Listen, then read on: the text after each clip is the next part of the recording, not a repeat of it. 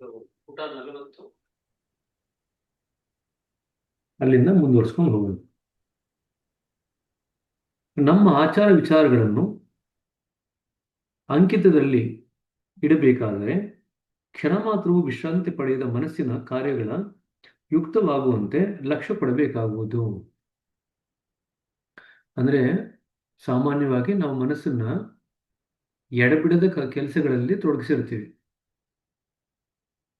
ಪ್ರಜ್ಞಾವಂತ ಸ್ಥಿತಿನಲ್ಲಿ ನಾವು ಸ್ವಲ್ಪ ಮಟ್ಟಿಗೆ ತಟಸ್ಥವಾಗಿದ್ದೀವಿ ಅಂತ ಅನಿಸಿದ್ರು ಕೂಡ ಸುಪ್ತ ಮನಸ್ಸಿನಲ್ಲಿ ಏನೋ ಒಂದಿಷ್ಟು ಕೆಲಸ ಕಾರ್ಯಗಳು ಮಾಡ್ತಾನೆ ಇರುತ್ತೆ ಮನಸ್ಸು.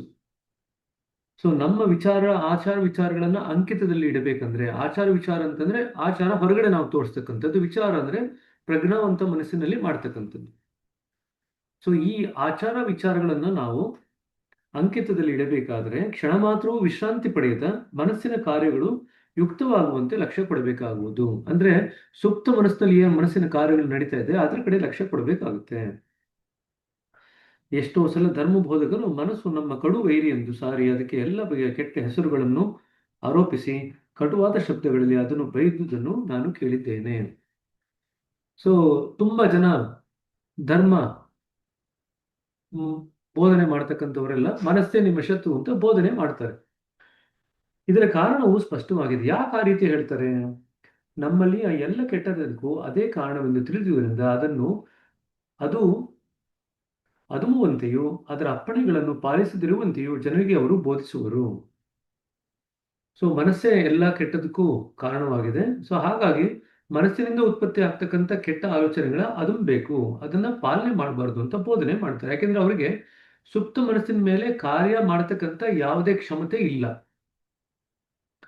ಸುಪ್ತ ಮನಸ್ಸಿನ ಮೇಲೆ ಕಾರ್ಯ ಮಾಡತಕ್ಕಂಥ ಕೆಲಸ ಮಾಡತಕ್ಕಂಥ ಕ್ಷಮತೆ ಬೆಳೆಸ್ಕೊಂಡಿದ್ರೆ ಅವಾಗ ನಾವು ಯಾವುದನ್ನು ಅದಮುವಂತ ಅವಶ್ಯಕತೆ ಇಲ್ಲ, ಯಾವುದನ್ನು ವಿರೋಧಿಸುವಂತ ಅವಶ್ಯಕತೆ ಇಲ್ಲ. ಆದ್ರೆ ಸುಪ್ತ ಮನಸ್ಸಲ್ಲಿ ಬರ್ತಾ ಇರತಕ್ಕಂಥ ವಿಚಾರಗಳನ್ನ ನಮಗೆ ಸರಿಯಾದಂತ ರೀತಿಯಲ್ಲಿ ನಿಭಾಯಿಸ್ಲಿಕ್ಕೆ ಹೇಳ್ಕೊಡ್ಲಿಕ್ಕೆ ಸಾಧ್ಯವಿಲ್ಲ ಅಂತಂದ್ರೆ, ಅವರಿಗೆ ಅದು ಅರ್ಥ ಆಗಿಲ್ಲ ಅಂತಂದ್ರೆ ಅವ್ರು ಏನೇನೋ ಬೋಧನೆಗಳು ಮಾಡ್ತಾರೆ. ಆದರೆ ಸಾಮಾನ್ಯವಾಗಿ ಮನಸ್ಸಿನ ಬಹುಮುಖವಾದ ಚಟುವಟಿಕೆಗಳನ್ನು ನಿಗ್ರಹಿಸಲು ಅಥವಾ ಅದರ ಅಪ್ಪಣೆಗಳನ್ನು ತಿರಸ್ಕರಿಸಲು ಜನರಿಗೆ ಕಠಿಣವೆನಿಸುತ್ತದೆ. ಸೊ ಅವ್ರು ಹೇಳಿದಂಗೆ ಇವರೆಲ್ಲ ಜನ ಎಲ್ಲ ಪ್ರಯತ್ನ ಮಾಡ್ಲಿಕ್ಕೆ ಶುರು ಮಾಡ್ತಾರೆ, ಅದನ್ನ ದಮನ ಮಾಡಬೇಕು ಅಂತ ಪ್ರಯತ್ನ ಪಡ್ತಾರೆ. ಅದರ ಅಪ್ಪಣೆಗಳು ಏನಿದೆ ಅದನ್ನು ತಿರಸ್ಕಾರ ಮಾಡಬೇಕು ಅಂತ ಪ್ರಯತ್ನ ಪಡ್ತಾರೆ. ಆದ್ರೆ ಅದೆಲ್ಲ ಕಷ್ಟ ಅಂತ ಅನ್ಸುತ್ತೆ ಎಲ್ರಿಗೂ.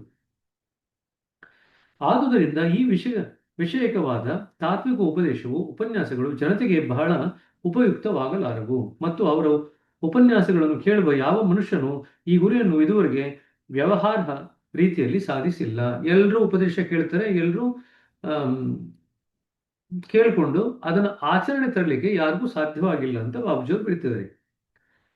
ಅಲ್ಲದೆ ಯಾಕೆ ಸಾಧ್ಯವಾಗಿಲ್ಲ ಅಂತಂದ್ರೆ ಈ ರೀತಿ ಬೋಧನೆ ಮಾಡ್ತಕ್ಕಂಥವ್ರಿಗೆ ಸುಪ್ತ ಮನಸ್ಸಿನ ಮೇಲೆ ಯಾವ ರೀತಿ ಕೆಲಸ ಮಾಡಬೇಕು ಅಂತ ಅವ್ರಿಗೆ ಗೊತ್ತಿಲ್ಲ. ಹಾಗಾಗಿ ಅವರು ತಮ್ಮ ಸುಪ್ತ ಮನಸ್ಸಿನಲ್ಲಿ ನಡೀತಿರ್ತಕ್ಕಂಥ ವಿಚಾರನೂ ಅವರು ಅದನ್ನ ಸರಿಯಾದಂತ ರೀತಿಯಲ್ಲಿ ನಿಭಾಯಿಸೋದನ್ನು ಕಲ್ತ್ಕೊಂಡಿಲ್ಲ. ಯಾವಾಗ ಅವರೇ ಅದನ್ನ ನಿಭಾಯಿಸೋದನ್ನು ಕಲ್ತ್ಕೊಂಡಿರಲ್ವೋ ಬೇರೆಯವರಿಗೆ ಬೋಧನೆ ಮಾಡಿದಾಗ ಅದು ಒಂದು ಸ್ಥಿತಿ ಆ ಕೇಳುಗರಿಗೆ ಕೂಡ ಹೋಗ್ಲಿಕ್ಕೆ ಸಾಧ್ಯವಿಲ್ಲ. ಅಲ್ಲದೆ ವ್ಯಕ್ತಿಯ ಮನಸ್ಸಿನ ಚಟುವಟಿಕೆಗಳು ಸತತವಾಗಿ ಹೆಚ್ಚುವಂತೆ ಇಂದಿನ ಪರಿಸ್ಥಿತಿ ಮತ್ತು ವಾತಾವರಣಗಳು ಬಹುಮಟ್ಟಿಗೆ ಸಹಾಯಕವಾಗಿವೆ. ಸೊ ಇಂದಿನ ವಾತಾವರಣ, ಈ ಬಾಬೂಜಿಯವರ ಆ ಕಾಲದಲ್ಲಿ ಬರೆದಿರೋ ಪುಸ್ತಕ ಇದು. ಅವಾಗಲೇ ಹೆಚ್ಚು ಚಟುವಟಿಕೆಗೆ ಪ್ರಚೋದನೆ ಆಗಿದೆ ಮನಸ್ಸಿಗೆ ಅಂತ ಹೇಳ್ತಾರೆ. ಈಗ ಇನ್ನು ಎಷ್ಟು ಪ್ರಚೋದನೆ ಆಗಿದೆ ನೋಡ್ರಿ. ವಾರಕ್ಕೊಂದು 2 ಸಿನಿಮಾ ಬರ್ತಾ ಇರುತ್ತೆ, ಸೋಷಿಯಲ್ ಮೀಡಿಯಾ ಬರ್ತಾ ಇರುತ್ತೆ, ಶಾರ್ಟ್ಸ್ ಬರ್ತಾ ಇರುತ್ತೆ, ಇನ್ಸ್ಟಾಗ್ರಾಮ್ ಬರ್ತಾ ಇರುತ್ತೆ, ಸೀರಿಯಲ್ಗಳು ಬರ್ತಾ ಇರುತ್ತೆ. ಎಷ್ಟು ಬೇಕು ನಿಮಗೆ? ನಿಮ್ಮ ಮನಸ್ಸನ್ನ ಎಲ್ಲಾ ಕಡೆ ಹರಿಬಿಡಲಿಕ್ಕೆ ಏನೇನೆಲ್ಲ ಸಾಧನೆಗಳು ಬೇಕೋ ಎಲ್ಲವೂ ಇದೆ ಇವಾಗ. ಬಾಬೂಜಿ ಅವ್ರ ಕಾಲದಲ್ಲಿ ಇದ್ದಕ್ಕಿಂತ 1000 ಪಟ್ಟು ಹೆಚ್ಚಿದೆ ಇವಾಗ.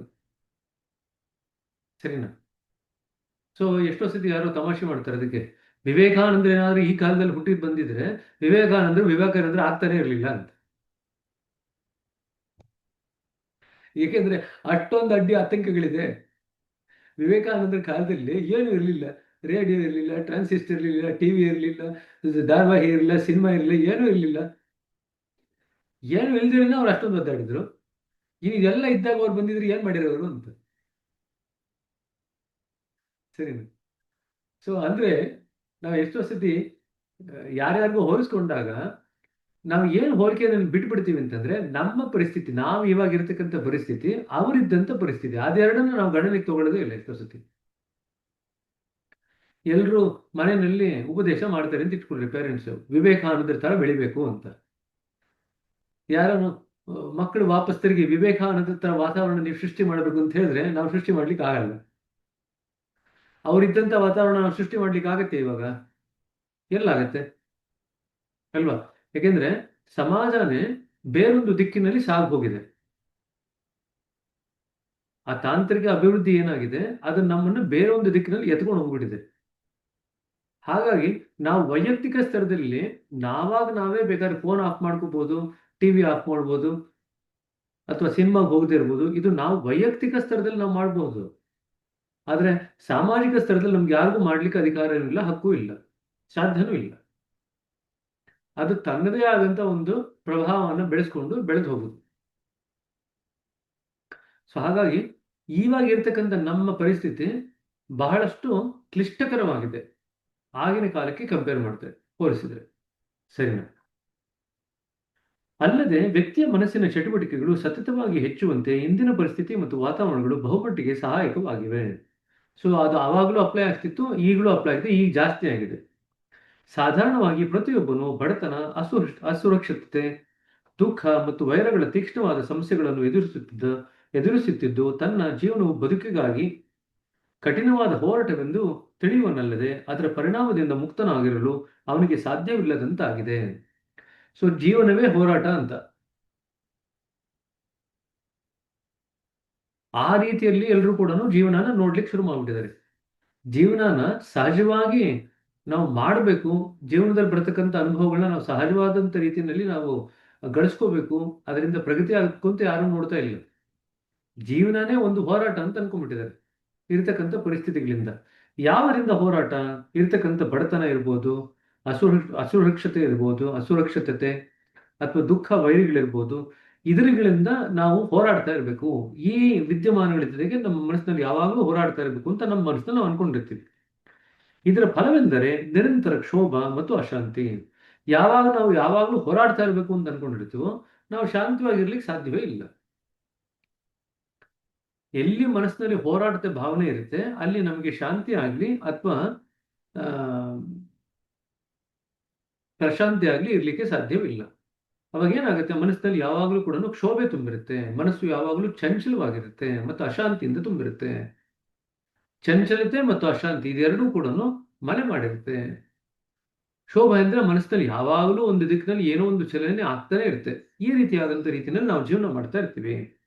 ನಾವು ವಾಯುಮಂಡಲದಿಂದ ಇದನ್ನೇ ಉಶ್ವಾಸಿಸುವು ಮತ್ತು ತತ್ಪರಿಣವಾಗಿ ಪರಿಸರಗಳಿಂದ ಪ್ರಭಾವಿತರಾಗುವು.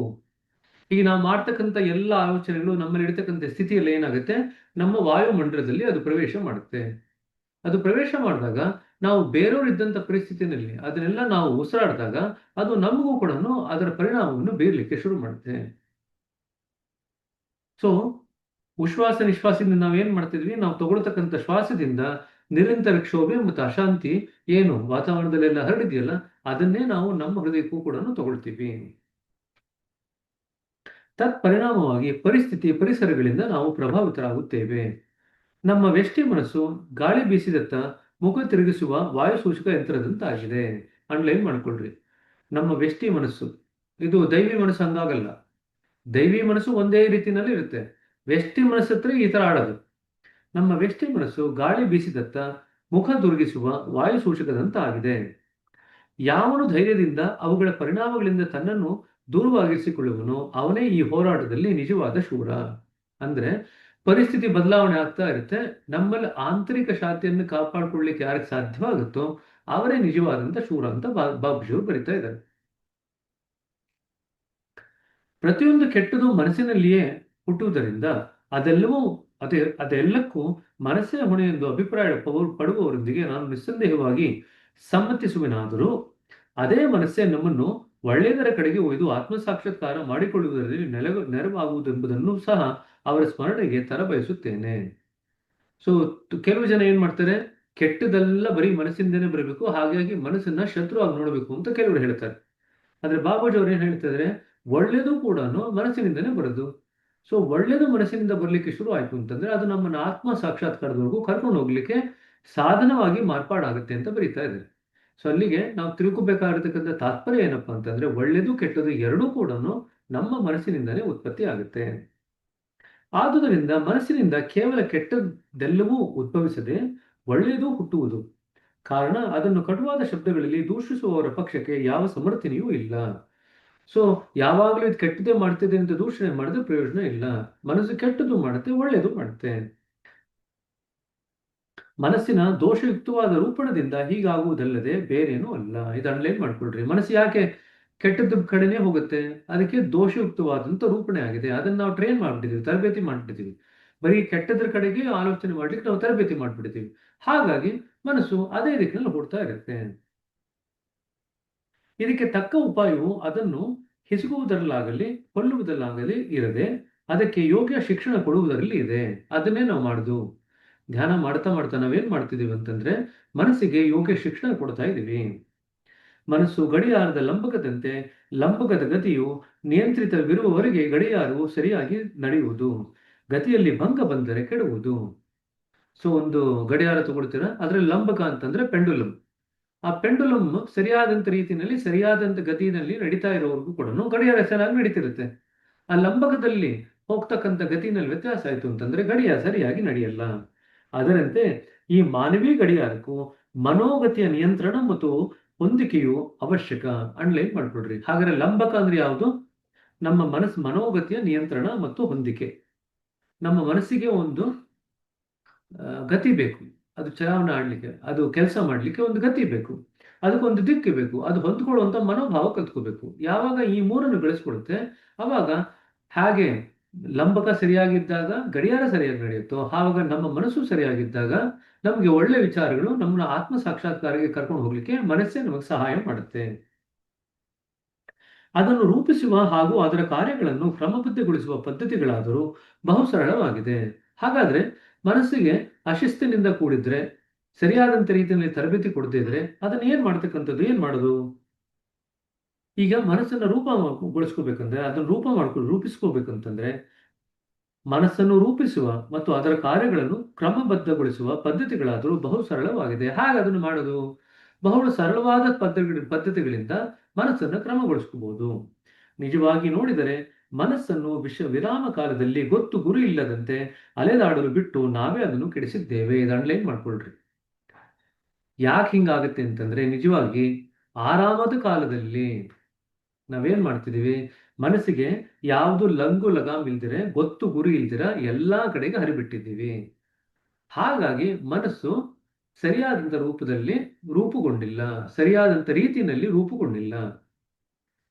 ಇದನ್ನ ಮಾಡೋದನ್ನ ನಾವು ಬಿಟ್ಬಿಡ್ತು ಅಂತಂದ್ರೆ ಮನಸ್ಸು ಕಾಲಕ್ರಮೇಣದಲ್ಲಿ ಒಂದು ಹಂತಕ್ಕೆ ಸರಿಯಾಗಿ ರೂಪಣೆ ಆಗ್ಲಿಕ್ಕೆ ಶುರು ಆಗುತ್ತೆ. ಈ ದುರಭ್ಯಾಸವು ಎಷ್ಟೋ ವರ್ಷಗಳವರೆಗೆ ಮುಂದುವರಿದುದರಿಂದ ಅದೀಗ ಅದರ ಸ್ವಭಾವವಾಗಿ ಬಿಟ್ಟಿದೆ. ಏನು, ಮನಸ್ಸನ್ನ ಎಲ್ಲಾ ದಿಕ್ಕಿನಲ್ಲಿ ಹರಿಬಿಡೋದಿದೆಯಲ್ಲ, ಅದೇ ಮನಸ್ಸಿನ ಸ್ವಭಾವ ಆಗ್ಬಿಟ್ಟಿದೆ. ಅದೇ ಆಗಿರತಕ್ಕಂಥದ್ದು. ಈಗ ನಾವು ಅದನ್ನು ನಿಯಂತ್ರಣದಲ್ಲಿಟ್ಟು ನಮ್ಮ ಅಧೀನಗೊಳಿಸಬೇಕೆಂದರೆ ಯಶ ದೊರೆಯದು. ಇಷ್ಟು ವರ್ಷ ನಾವು ಮನಸ್ಸನ್ನ ಎಲ್ಲಾ ದಿಕ್ಕಿನಲ್ಲೂ ಹರಿಬಿಟ್ಬಿಟ್ಟಿದ್ದೀವಿ. ಈಗ ನಾವು ತಕ್ಷಣಕ್ಕೆ ತಗೊಂಡು ಆ ಮನಸ್ಸನ್ನ ನಾನು ಶಿಸ್ತಿಗೆ ಒಳಪಡಿಸ್ತೀನಿ ಅಂತಂದ್ರೆ ಮನಸ್ಸು ಕೇಳಲ್ಲ, ಹೇಳಿದ ಮಾತು ಕೇಳಲ್ಲ. ನಾವು ಬಲವಾಗಿ ಅದನ್ನು ಅದುಮಿದಂತೆಲ್ಲ ಅದು ಹೆಚ್ಚು ಪುಟಿದು ಸ್ಪ್ರಿಂಗ್ ತರ ಪ್ರತಿಕ್ರಿಯೆ ತೋರಿ ಹೆಚ್ಚು ಕ್ಷೋಭವನ್ನು ಉಂಟು ಮಾಡುತ್ತದೆ. ಮನಸ್ಸನ್ನು ಅದ್ಮಿದಷ್ಟು ಕೂಡ ಅದು ಹೆಚ್ಚು ಕ್ಷೋಭವನ್ನು ಉಂಟು ಮಾಡುತ್ತೆ. ಸ್ಪ್ರಿಂಗ್ ತರ ನೀವು ಸ್ಪ್ರಿಂಗ್ ನ ಹಿಂಗ್ ಮಾಡಿ ಅದು ಬಿಟ್ಟಿದ ತಕ್ಷಣ ಪಟ್ ಅಂತ ಮುಂದಕ್ಕೆ ಬರುತ್ತೆ ವಾಪಸ್. ಸೊ ನೀವು ಸ್ಪ್ರಿಂಗ್ ನ ಎಷ್ಟೇ ಅದ್ಮಿದ್ರು ಕೂಡ ಅದು ಅದರಲ್ಲಿ ಇರತಕ್ಕಂಥ ಚಲನೆ ಏನಿದೆ ಅದನ್ನು ಬಿಡ್ಲಿಕ್ಕೆ ಸಾಧ್ಯವಿರಲ್ಲ.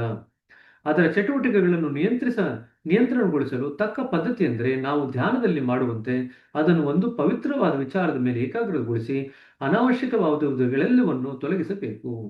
ಹಾಗಾದ್ರೆ ಇದಕ್ಕೇನಪ್ಪ ಉಪಾಯ? ಮನಸ್ಸನ್ನ ನಿಯಂತ್ರಣಕ್ಕೆ ತರಬೇಕು ಅಂದ್ರೆ ಏನು ಉಪಾಯ? ನಾವು ವಿರಾಮ ಸ್ಥಿತಿಯಲ್ಲಿದ್ದಾಗಲೂ ಸಹ ಮನಸ್ಸನ್ನ ಒಂದೇ ವಸ್ತುವಿನ ಕಡೆಗೆ ಹರಿಬಿಡಬೇಕು.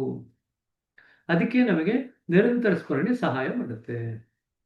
ನಾವು ಏನೇ ಕೆಲಸ ಮಾಡ್ತಿರ್ಲಿ ಮಾಡದೇ ಇರಲಿ, ಸಾಮಾನ್ಯವಾಗಿ ನಾವು ಜಾಸ್ತಿ ಸಂಸ್ಕಾರಗಳು ಯಾವಾಗ ಮಾಡ್ಕೊಳ್ತೀವಿ ಅಂತಂದ್ರೆ ಕೆಲಸ ಮಾಡದೇ ಇದ್ದಾಗಲೇ ಮಾಡ್ಕೊಳ್ಳೋದು. ಯಾಕಂದ್ರೆ ಕೆಲಸ ಮಾಡ್ಕೊಳ್ಳದೆ ಇದ್ದಾಗ ಮನಸ್ಸನ್ನ ಎಲ್ಲಾ ದಿಕ್ಕಿನಲ್ಲೂ ಹರಿಬಿಟ್ಟಿರ್ತೀವಿ, ಲಘು ಲಗಾಮ್ ಇಲ್ತೀರ. ಆಗ್ಲೇ ಹೆಚ್ಚು ಸಂಸ್ಕಾರಗಳನ್ನ ಹೊಸೆಯೋದು. ಹಾಗಾಗಿ ಮನಸ್ಸನ್ನು ನಾವು ಒಂದು ದಿಕ್ಕಿಗೆ ಹರಿಕೊಡ್ತು ಅಂತಂದ್ರೆ, ಯಾವುದರ ದಿಕ್ಕಿಗೆ? ಒಂದೇ ಉನ್ನತವಾದಂತ ಗುರಿಯ ದಿಕ್ಕಿಗೆ ಹರಿಕೊಡ್ತು ಅಂತಂದ್ರೆ, ಅವಾಗ ಮನಸ್ಸು ಈ ಪ್ರವೃತ್ತಿಯಿಂದ ಕಾಲಕ್ರಮೇಣದಲ್ಲಿ ತನಗೆ ತಾನಾಗೆ ಅದು ಹೊರಗಡೆ ಬರುತ್ತೆ. ಅದನ್ನು ಒಂದು ಪವಿತ್ರವಾದ ವಿಚಾರದ ಮೇಲೆ ಏಕಾಗ್ರಗೊಳಿಸಿ ಅನವಶ್ಯಕವಾದವುಗಳೆಲ್ಲವನ್ನು ತೊಲಗಿಸಬೇಕು. ಕಾಲಕ್ರಮೇಣದಲ್ಲಿ ಕಾಲಕ್ರಮದಲ್ಲಿ ಸತತಾಭ್ಯಾಸದ ನಂತರ ಮನಸ್ಸು ಶಿಸ್ತನ್ನು ಹೊಂದಿ ಸುನಿಯಂತ್ರಿತವಾಗಿ ಆಂತರಿಕ ಅಸ್ವಸ್ಥತೆಯು ಬಹುಮಟ್ಟಿಗೆ ದೂರವಾಗುವುದು. ಅಂಡರ್ಲೈನ್ ಮಾಡ್ಕೊಳ್ರಿ. ಇಷ್ಟೇ ಮಾಡ್ಬೇಕಾಗಿರುತ್ತೆ. ಹಾಗಾದ್ರೆ ಮನಸ್ಸನ್ನ ನಾವು ನಿಯಂತ್ರಣ ತಗೋಬೇಕು ಅಂತಂದ್ರೆ ಏನ್ ಮಾಡ್ಬೇಕು? ಒಂದು ಪವಿತ್ರವಾದ ಶಾಶ್ವತವಾದಂತ ವಸ್ತುವಿನ ಕಡೆಗೆ ನಮ್ಮ ಮನಸ್ಸನ್ನ ಯಾವಾಗ್ಲೂ ಹರಿಗೊಳ್ಬೇಕು. ಇಷ್ಟೇ ಮಾಡ್ಬೇಕಾಗಿರುತ್ತೆ. ಅಷ್ಟು ಮಾಡಿತು ಅಂತಂದ್ರೆ ಕಾಲಕ್ರಮೇಣದಲ್ಲಿ ಮನಸ್ಸು ಶಿಸ್ತಿಗೆ ಒಳಪಡುತ್ತೆ. ಅನಪೇಕ್ಷಿತ ವಿಚಾರಗಳಿಂದ ಮುಕ್ತರಾಗಲು ಶ್ರೇಷ್ಠ ಮಾರ್ಗವೆಂದರೆ ಅವುಗಳನ್ನು ಕರೆಯದೇ ಬಂದ ಅತಿಥಿಗಳು ಎಂದು ತಿಳಿದು ಅವುಗಳ ಕಡೆಗೆ ದುರ್ಲಕ್ಷ್ಯ ಮಾಡಬೇಕು. ಇದು ಅಂಡರ್ಲೈನ್ ಮಾಡ್ಕೊಳ್ರಿ. ಇದು ಎಕ್ಸಾಮ್ ನಲ್ಲಿ ಕೊಡ್ತಾರೆ. ಕರೆಯದೇ ಬಂದ ಅತಿಥಿಗಳು, ಮನಸ್ಸಿನಲ್ಲಿ ಬರ್ತಕ್ಕಂಥ ವಿಚಾರಗಳನ್ನ ಕರೆಯದೇ ಬಂದ ಅತಿಥಿಗಳು ಅಂತ ಅನ್ಕೊಂಡು ಅದ್ರ ಕಡೆ ನಾವು ಗಮನ ಕೊಡ್ಲಿಕ್ಕೆ ಹೋಗಬಾರ್ದು ಅಥವಾ ನಿರ್ಲಕ್ಷ್ಯ ಮಾಡಬೇಕು. ಆಗ ಅವು ನೀರು ಕಾಣದ ಸಸಿಗಳಂತೆ ಬಾಡಿ ಹೋಗಿ ಕೊನೆಗೆ ಒಂದೇ ಪವಿತ್ರದ ವಿಚಾರವು ಪ್ರಧಾನವಾಗಿ ಉಳಿಯುವುದು. ಈಗ ಸಸಿಗಳಿಗೆ ನಾವು ನೀರು ಹಾಕಲಿಲ್ಲ ಅಂತಂದ್ರೆ ಕಾಲಕ್ರಮೇಣದಲ್ಲಿ ಅದು ಬಾಡಿ ಹೋಗುತ್ತೆ. ಅದೇ ರೀತಿಯಾಗಿ ವಿಚಾರಗಳ ಕಡೆಗೆ ನಾವು ಗಮನ ಕೊಡಲಿಲ್ಲ ಅಂತೆ ಕಾಲಕ್ರಮೇಣದಲ್ಲಿ ಅದು ಕೂಡ ಬಾಗಿ ಹೋಗುತ್ತೆ. ಇದನ್ನು ಸಾಧಿಸಲು ಏಕಮೇವ ಮಾರ್ಗವೆಂದರೆ ಸಮರ್ಥ ಗುರುವಿನ ನೇತೃತ್ವದಲ್ಲಿ ಧ್ಯಾನ ಮಾಡುವುದು. ಈಗ ಒಂದು ಸ್ಟೆಪ್ ಹೇಳಿದ್ರು, ಈಗ ಎರಡನೇ ಸ್ಟೆಪ್ ಹೇಳ್ತಿದ್ದಾರೆ. ಮೊದಲನೇ ಸ್ಟೆಪ್ ಅಲ್ಲಿ ಏನು ಹೇಳಿದ್ರು? ನಾವು ಧ್ಯಾನದಲ್ಲಿ ಒಂದು ಪವಿತ್ರವಾದಂತ ಶಾಶ್ವತವಾದಂತ ವಿಚಾರದ ಮೇಲೆ ನಮ್ಮ ಮನಸ್ಸನ್ನ ಕೇಂದ್ರೀಕರಿಸಬೇಕು ಅಂತ ಹೇಳಿದ್ರು. ಎರಡನೇ ಸ್ಟೆಪ್ ಏನು ಹೇಳ್ತಾ ಇದ್ರು ಇವಾಗ? ಇದಕ್ಕೆ ಸಾಧಿಸಲು ಏಕಮೇವ ಮಾರ್ಗವೆಂದರೆ ಸಮರ್ಥ ಗುರುವಿನ ನೇತೃತ್ವದಲ್ಲಿ ಧ್ಯಾನ ಮಾಡುವುದು. ಹಾಗಾದ್ರೆ ಮೊದಲನೇ ಪಾಯಿಂಟ್ಗೂ ಎರಡನೇ ಪಾಯಿಂಟ್ಗೂ ಏನ್ ಸಂಬಂಧ ಅಂತ ಮುಂದಕ್ಕೆ ಹೇಳ್ತಾರೆ. ಸಮರ್ಥ ಗುರುವಿನ ನೆರವಿನ ಜೊತೆಗೆ ನಾವು ಧ್ಯಾನ ಮಾಡುದು. ಧ್ಯಾನದ ಸತತ ಅಭ್ಯಾಸದಿಂದ ಮನಸ್ಸು ಅಸಮಾಹಿತವೂ ಶಾಂತವೂ ಆಗುವುದಲ್ಲದೆ ಅನಪೇಕ್ಷಿತ ವಿಚಾರಗಳು ನಮಗೆ ತೊಂದರೆ ಕೊಡುವುದನ್ನು ನಿಲ್ಲಿಸುವು. ಸೊ ಧ್ಯಾನದಿಂದ ಏನಾಗುತ್ತೆ? ಸತತ ಅಭ್ಯಾಸ ಮಾಡ್ತಾ ಮಾಡ್ತಾ ಮನಸ್ಸು ಸಮಾಹಿತ ಅಂದ್ರೆ ಸಮತ್ವದಲ್ಲಿ ಕೂತ್ಕೊಳ್ಳುತ್ತೆ, ಶಾಂತವಾಗುತ್ತೆ. ಜೊತೆಗೆ ಅನಪೇಕ್ಷಿತ ವಿಚಾರಗಳು ನಮಗೆ ತೊಂದರೆ ಕೊಡುವುದನ್ನು ನಿಲ್ಲಿಸುವು. ಒಂದ್ ನಿಮಿಷ.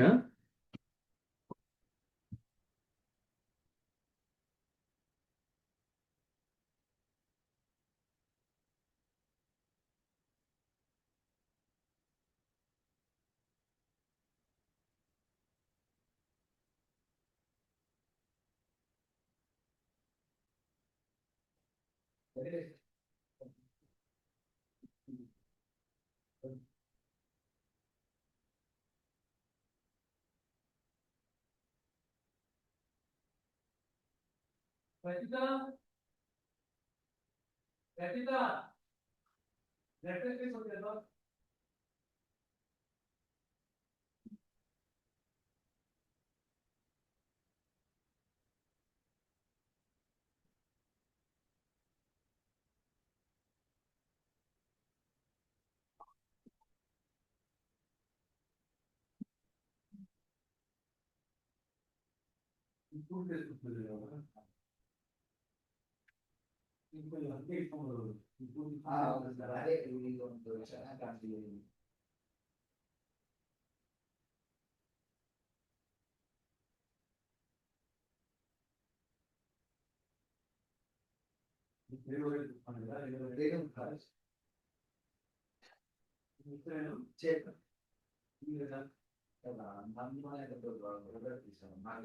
ಇಸ್ಸು.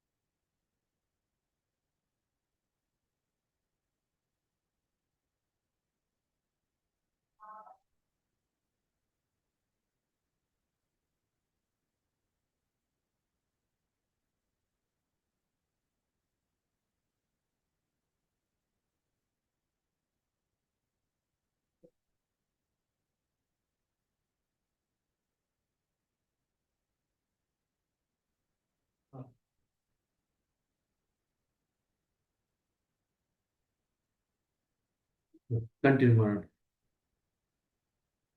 ಧ್ಯಾನದ ಸತತ ಅಭ್ಯಾಸದಿಂದ ಮನಸ್ಸು ಸಮಾಹಿತವೂ ಶಾಂತವೂ ಆಗುವುದಲ್ಲದೆ ಅನಪೇಕ್ಷಿತ ವಿಚಾರಗಳು ನಿಮಗೆ ತೊಂದರೆ ಕೊಡುವುದನ್ನು ನಿಲ್ಲಿಸುವವು. ಧ್ಯಾನ ಸಮಯದಲ್ಲಿ ತಮ್ಮ ಮನಸ್ಸು ಅಲೆದಾಡುವುದೆಂದು ಹೊಸಬರು ಅನೇಕ ಸಲ ದೂರುವುದನ್ನು ಕೇಳಿದ್ದೇನೆ. ಇದು ಧ್ಯಾನದಲ್ಲಿ ವಿಚಾರಗಳು ಬಂದಾಗ ಏನ್ ಮಾಡ್ತೀರಾ ಅನ್ನೋ ಪ್ರಶ್ನೆ ಬರುತ್ತೆ ನಿಮಗೆ. ಆ ಪ್ರಶ್ನೆಗೆ ಇಲ್ಲಿ ಕೆಲವು ಪಾಯಿಂಟ್ಗಳು ಸಿಗುತ್ತೆ. ಇದನ್ನ ಜ್ಞಾಪಕ ಇಟ್ಕೊಂಡ್ರಿ. ಕೆಲವು ಸತಿ ಆ ಪ್ರಶ್ನೆ ಕೇಳ್ಬಿಟ್ಟು ಈ ಪುಸ್ತಕ ಅಂತ ಹೇಳಿದಾಗ ಇಲ್ಲಿ ಇವಾಗ ಏನು ಅಂಡರ್ಲೈನ್ ಮಾಡ್ಕೊಳ್ತಾರೆ ಕೆಲವು ಪಾಯಿಂಟ್ಸ್ನ ಬರಿಬೇಕಾಗುತ್ತೆ. ಧ್ಯಾನ ಸಮಯದಲ್ಲಿ ತಮ್ಮ ಮನಸ್ಸು ಅಲೆದಾಡುವುದೆಂದು ಹೊಸಬರು ಅನೇಕ ಸಲ ದೂರುವುದನ್ನು ಕೇಳಿದ್ದೇವೆ. ಮೊದಲನೆಯ ದಿನದಿಂದಲೇ ಧ್ಯಾನ ಸಮಯದಲ್ಲಿ ತಮ್ಮ ಮನಸ್ಸು ಸ್ಥಿರವಾಗಿರಬೇಕೆಂದು ಅವರು ಅಪೇಕ್ಷಿಸುವರು. ಮೊದಲನೇ ದಿವಸದಿಂದನೇ ಸ್ಥಿರವಾಗಿರಬೇಕು. ಹೆಂಗಂದ್ರೆ ಮೊದಲನೇ ದಿವಸನೇ ಸೈಕಲ್ ಕಲಿದ ತಕ್ಷಣ ಸೈಕಲ್ ಹೊಡೋಕ್ಕೆ ಶುರು ಮಾಡ್ಬಿಡ್ಬೇಕು. ಮೊದಲನೇ ದಿವಸ ಸ್ವಿಮ್ಮಿಂಗ್ ಹೋಯ್ತು ಅಂತಂದ್ರೆ ಸ್ವಿಮ್ಮಿಂಗ್ ಮಾಡ್ಲಿಕ್ಕೆ ಶುರು ಮಾಡಬೇಕು. ಆ ರೀತಿಯಾದಂತ ಅಪೇಕ್ಷೆ ಎಲ್ಲ ಎಲ್ಲರ ಮನಸ್ಸಿನಲ್ಲಿ ಇರುತ್ತೆ. ಆ ರೀತಿ ಆಗ್ಲಿಕ್ಕೆ ಆಗಲ್ಲ. ಆದರೆ ಬೇರೆ ಬೇರೆ ವಿಚಾರಗಳು ಅವರ ಮನಸ್ಸನ್ನು ಮುತ್ತಿದಾಗ ಅವರು ಗಾಬರಿಗೆ ಒಳಗಾಗುವರು. ನಾವು ನಮ್ಮ ಅಭ್ಯಾಸದಲ್ಲಿ ಮನಸ್ಸಿನ ಮೂಢಾವಸ್ಥೆಯನ್ನು ಸಂಪಾದಿಸಲು ಯತ್ನಿಸದೆ ಅದರ ವಿವಿಧ ಕಾರ್ಯಕಲಾಪಗಳನ್ನು ಸರಿಯಾಗಿ ರೂಪಿಸುವುದಕ್ಕೆ ಹೆಣಗುವುದನ್ನು ಅವರಿಗೆ ಸ್ಪಷ್ಟಪಡಿ ಬಯಸುತ್ತೇನೆ.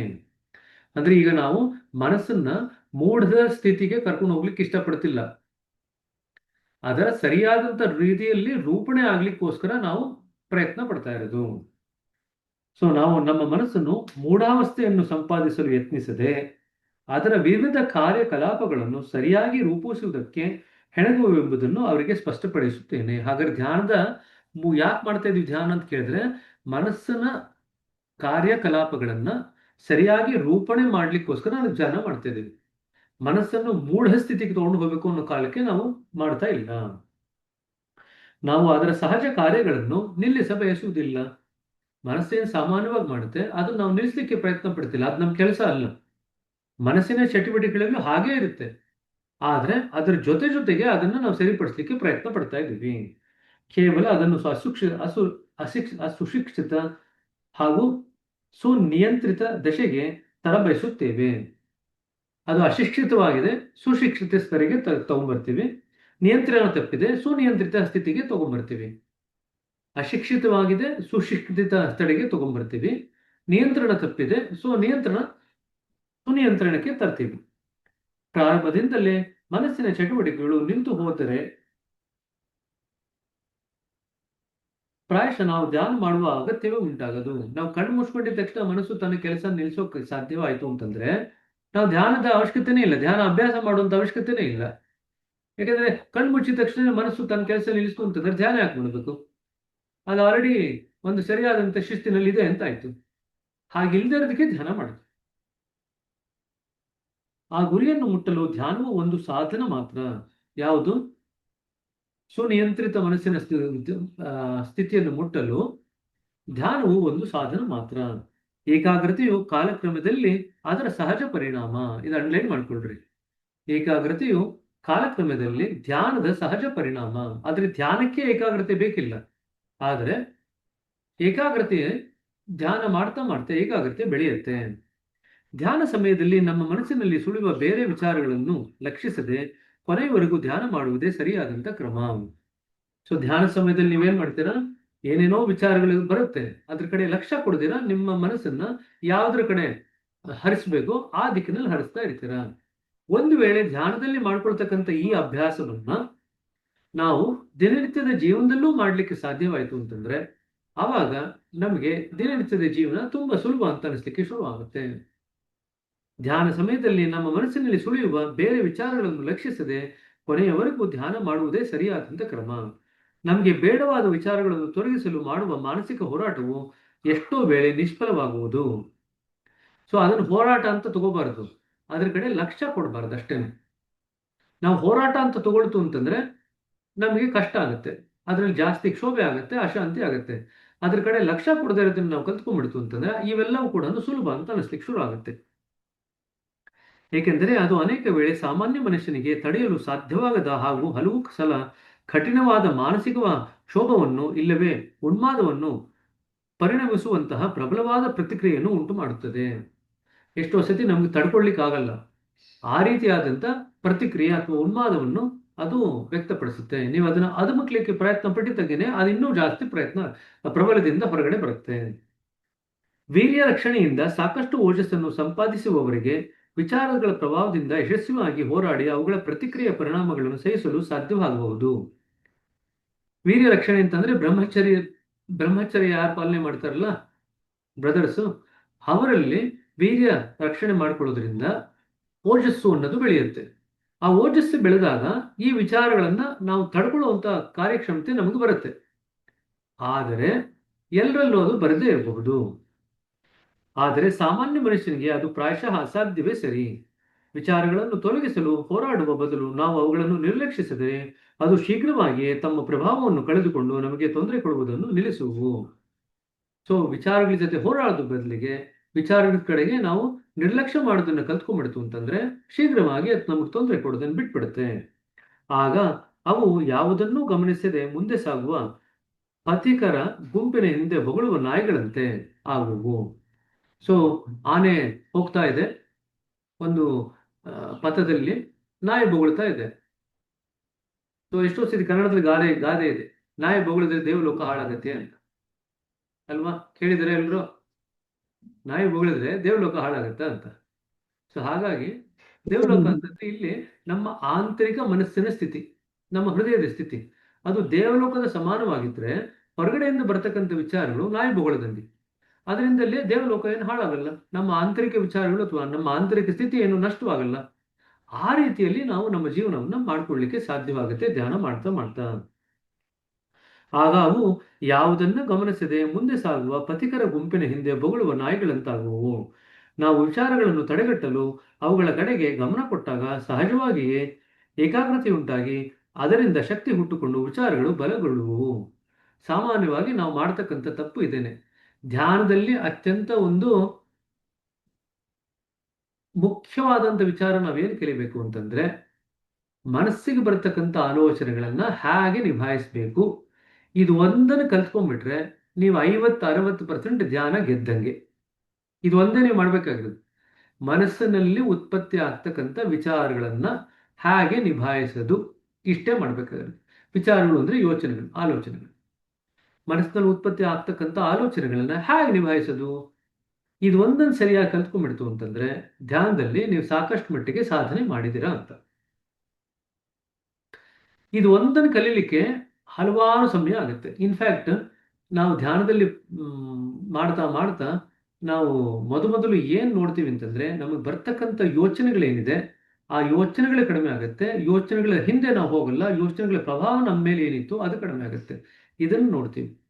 ಯೋಚನಾ ಸ್ತರದಲ್ಲಿ ಆಗ್ತಕ್ಕಂಥ ಮಾರ್ಪಾಡಿದೆಯಲ್ಲ, ಅದು ಮೊದಲು ಎಲ್ಲ ಅಭ್ಯಾಸಗಳಲ್ಲಿ ಪ್ರಕಟವಾಗ್ತಕ್ಕಂಥ ಒಂದು ಪ್ರಗತಿ.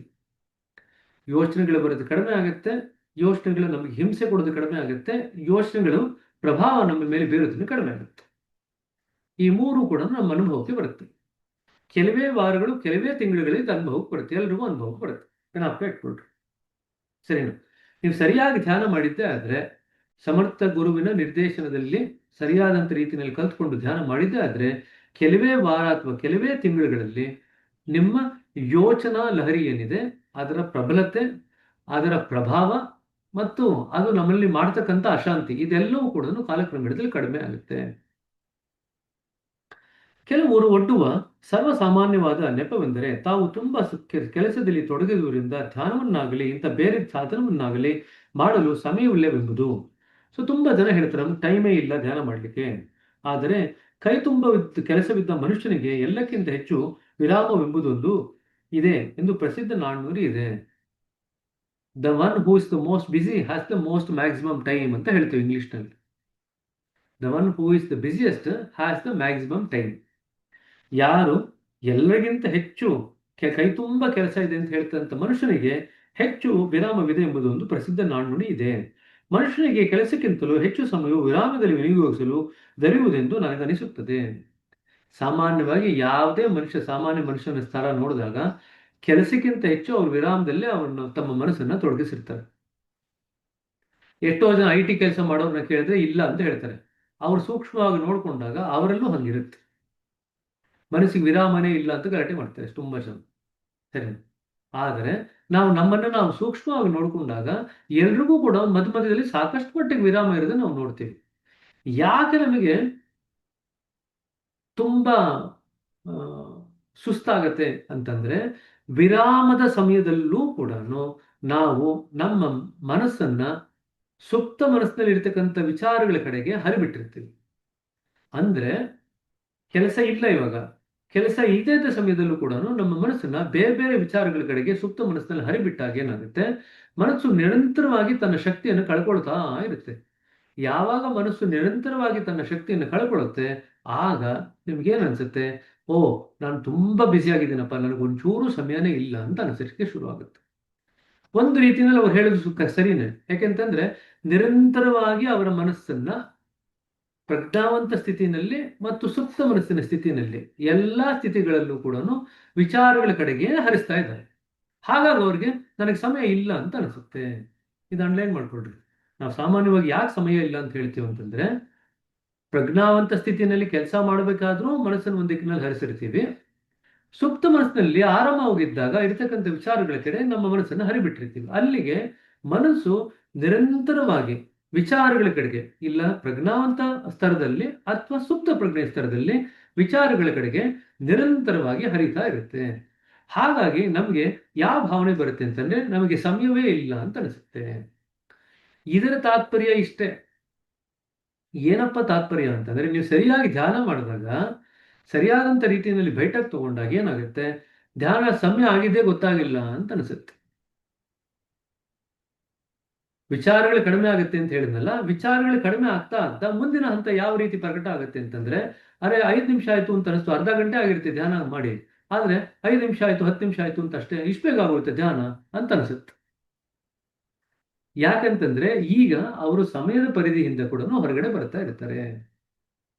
ಮೊದಲು ವಿಚಾರಗಳು ಕಡಿಮೆ ಆಗುತ್ತೆ, ಈಗ ಸಮಯ ಇಲ್ಲ ಅಂತ ಯಾಕೆ ಅನಿಸ್ತಾ ಇದೆ, ನಿರಂತರವಾಗಿ ಮನಸ್ಸು ವಿಚಾರದ ದಿಕ್ಕಿನಲ್ಲೇ ಹರಿತಾ ಇದೆ. ಇಲ್ಲ ಪ್ರಜ್ಞಾವಂತ ಸ್ತರದಲ್ಲಿ, ಇಲ್ಲ ಸುಪ್ತ ಪ್ರಜ್ಞೆ ಸ್ತರದಲ್ಲಿ ಇರ್ತಕ್ಕಂಥ ವಿಚಾರಗಳ ಕಡೆಗೆ ಹರಿದಾಗ ನಮಗೆ ಸಮಯವೇ ಇಲ್ಲ ಅಂತ ಅನಿಸುತ್ತೆ.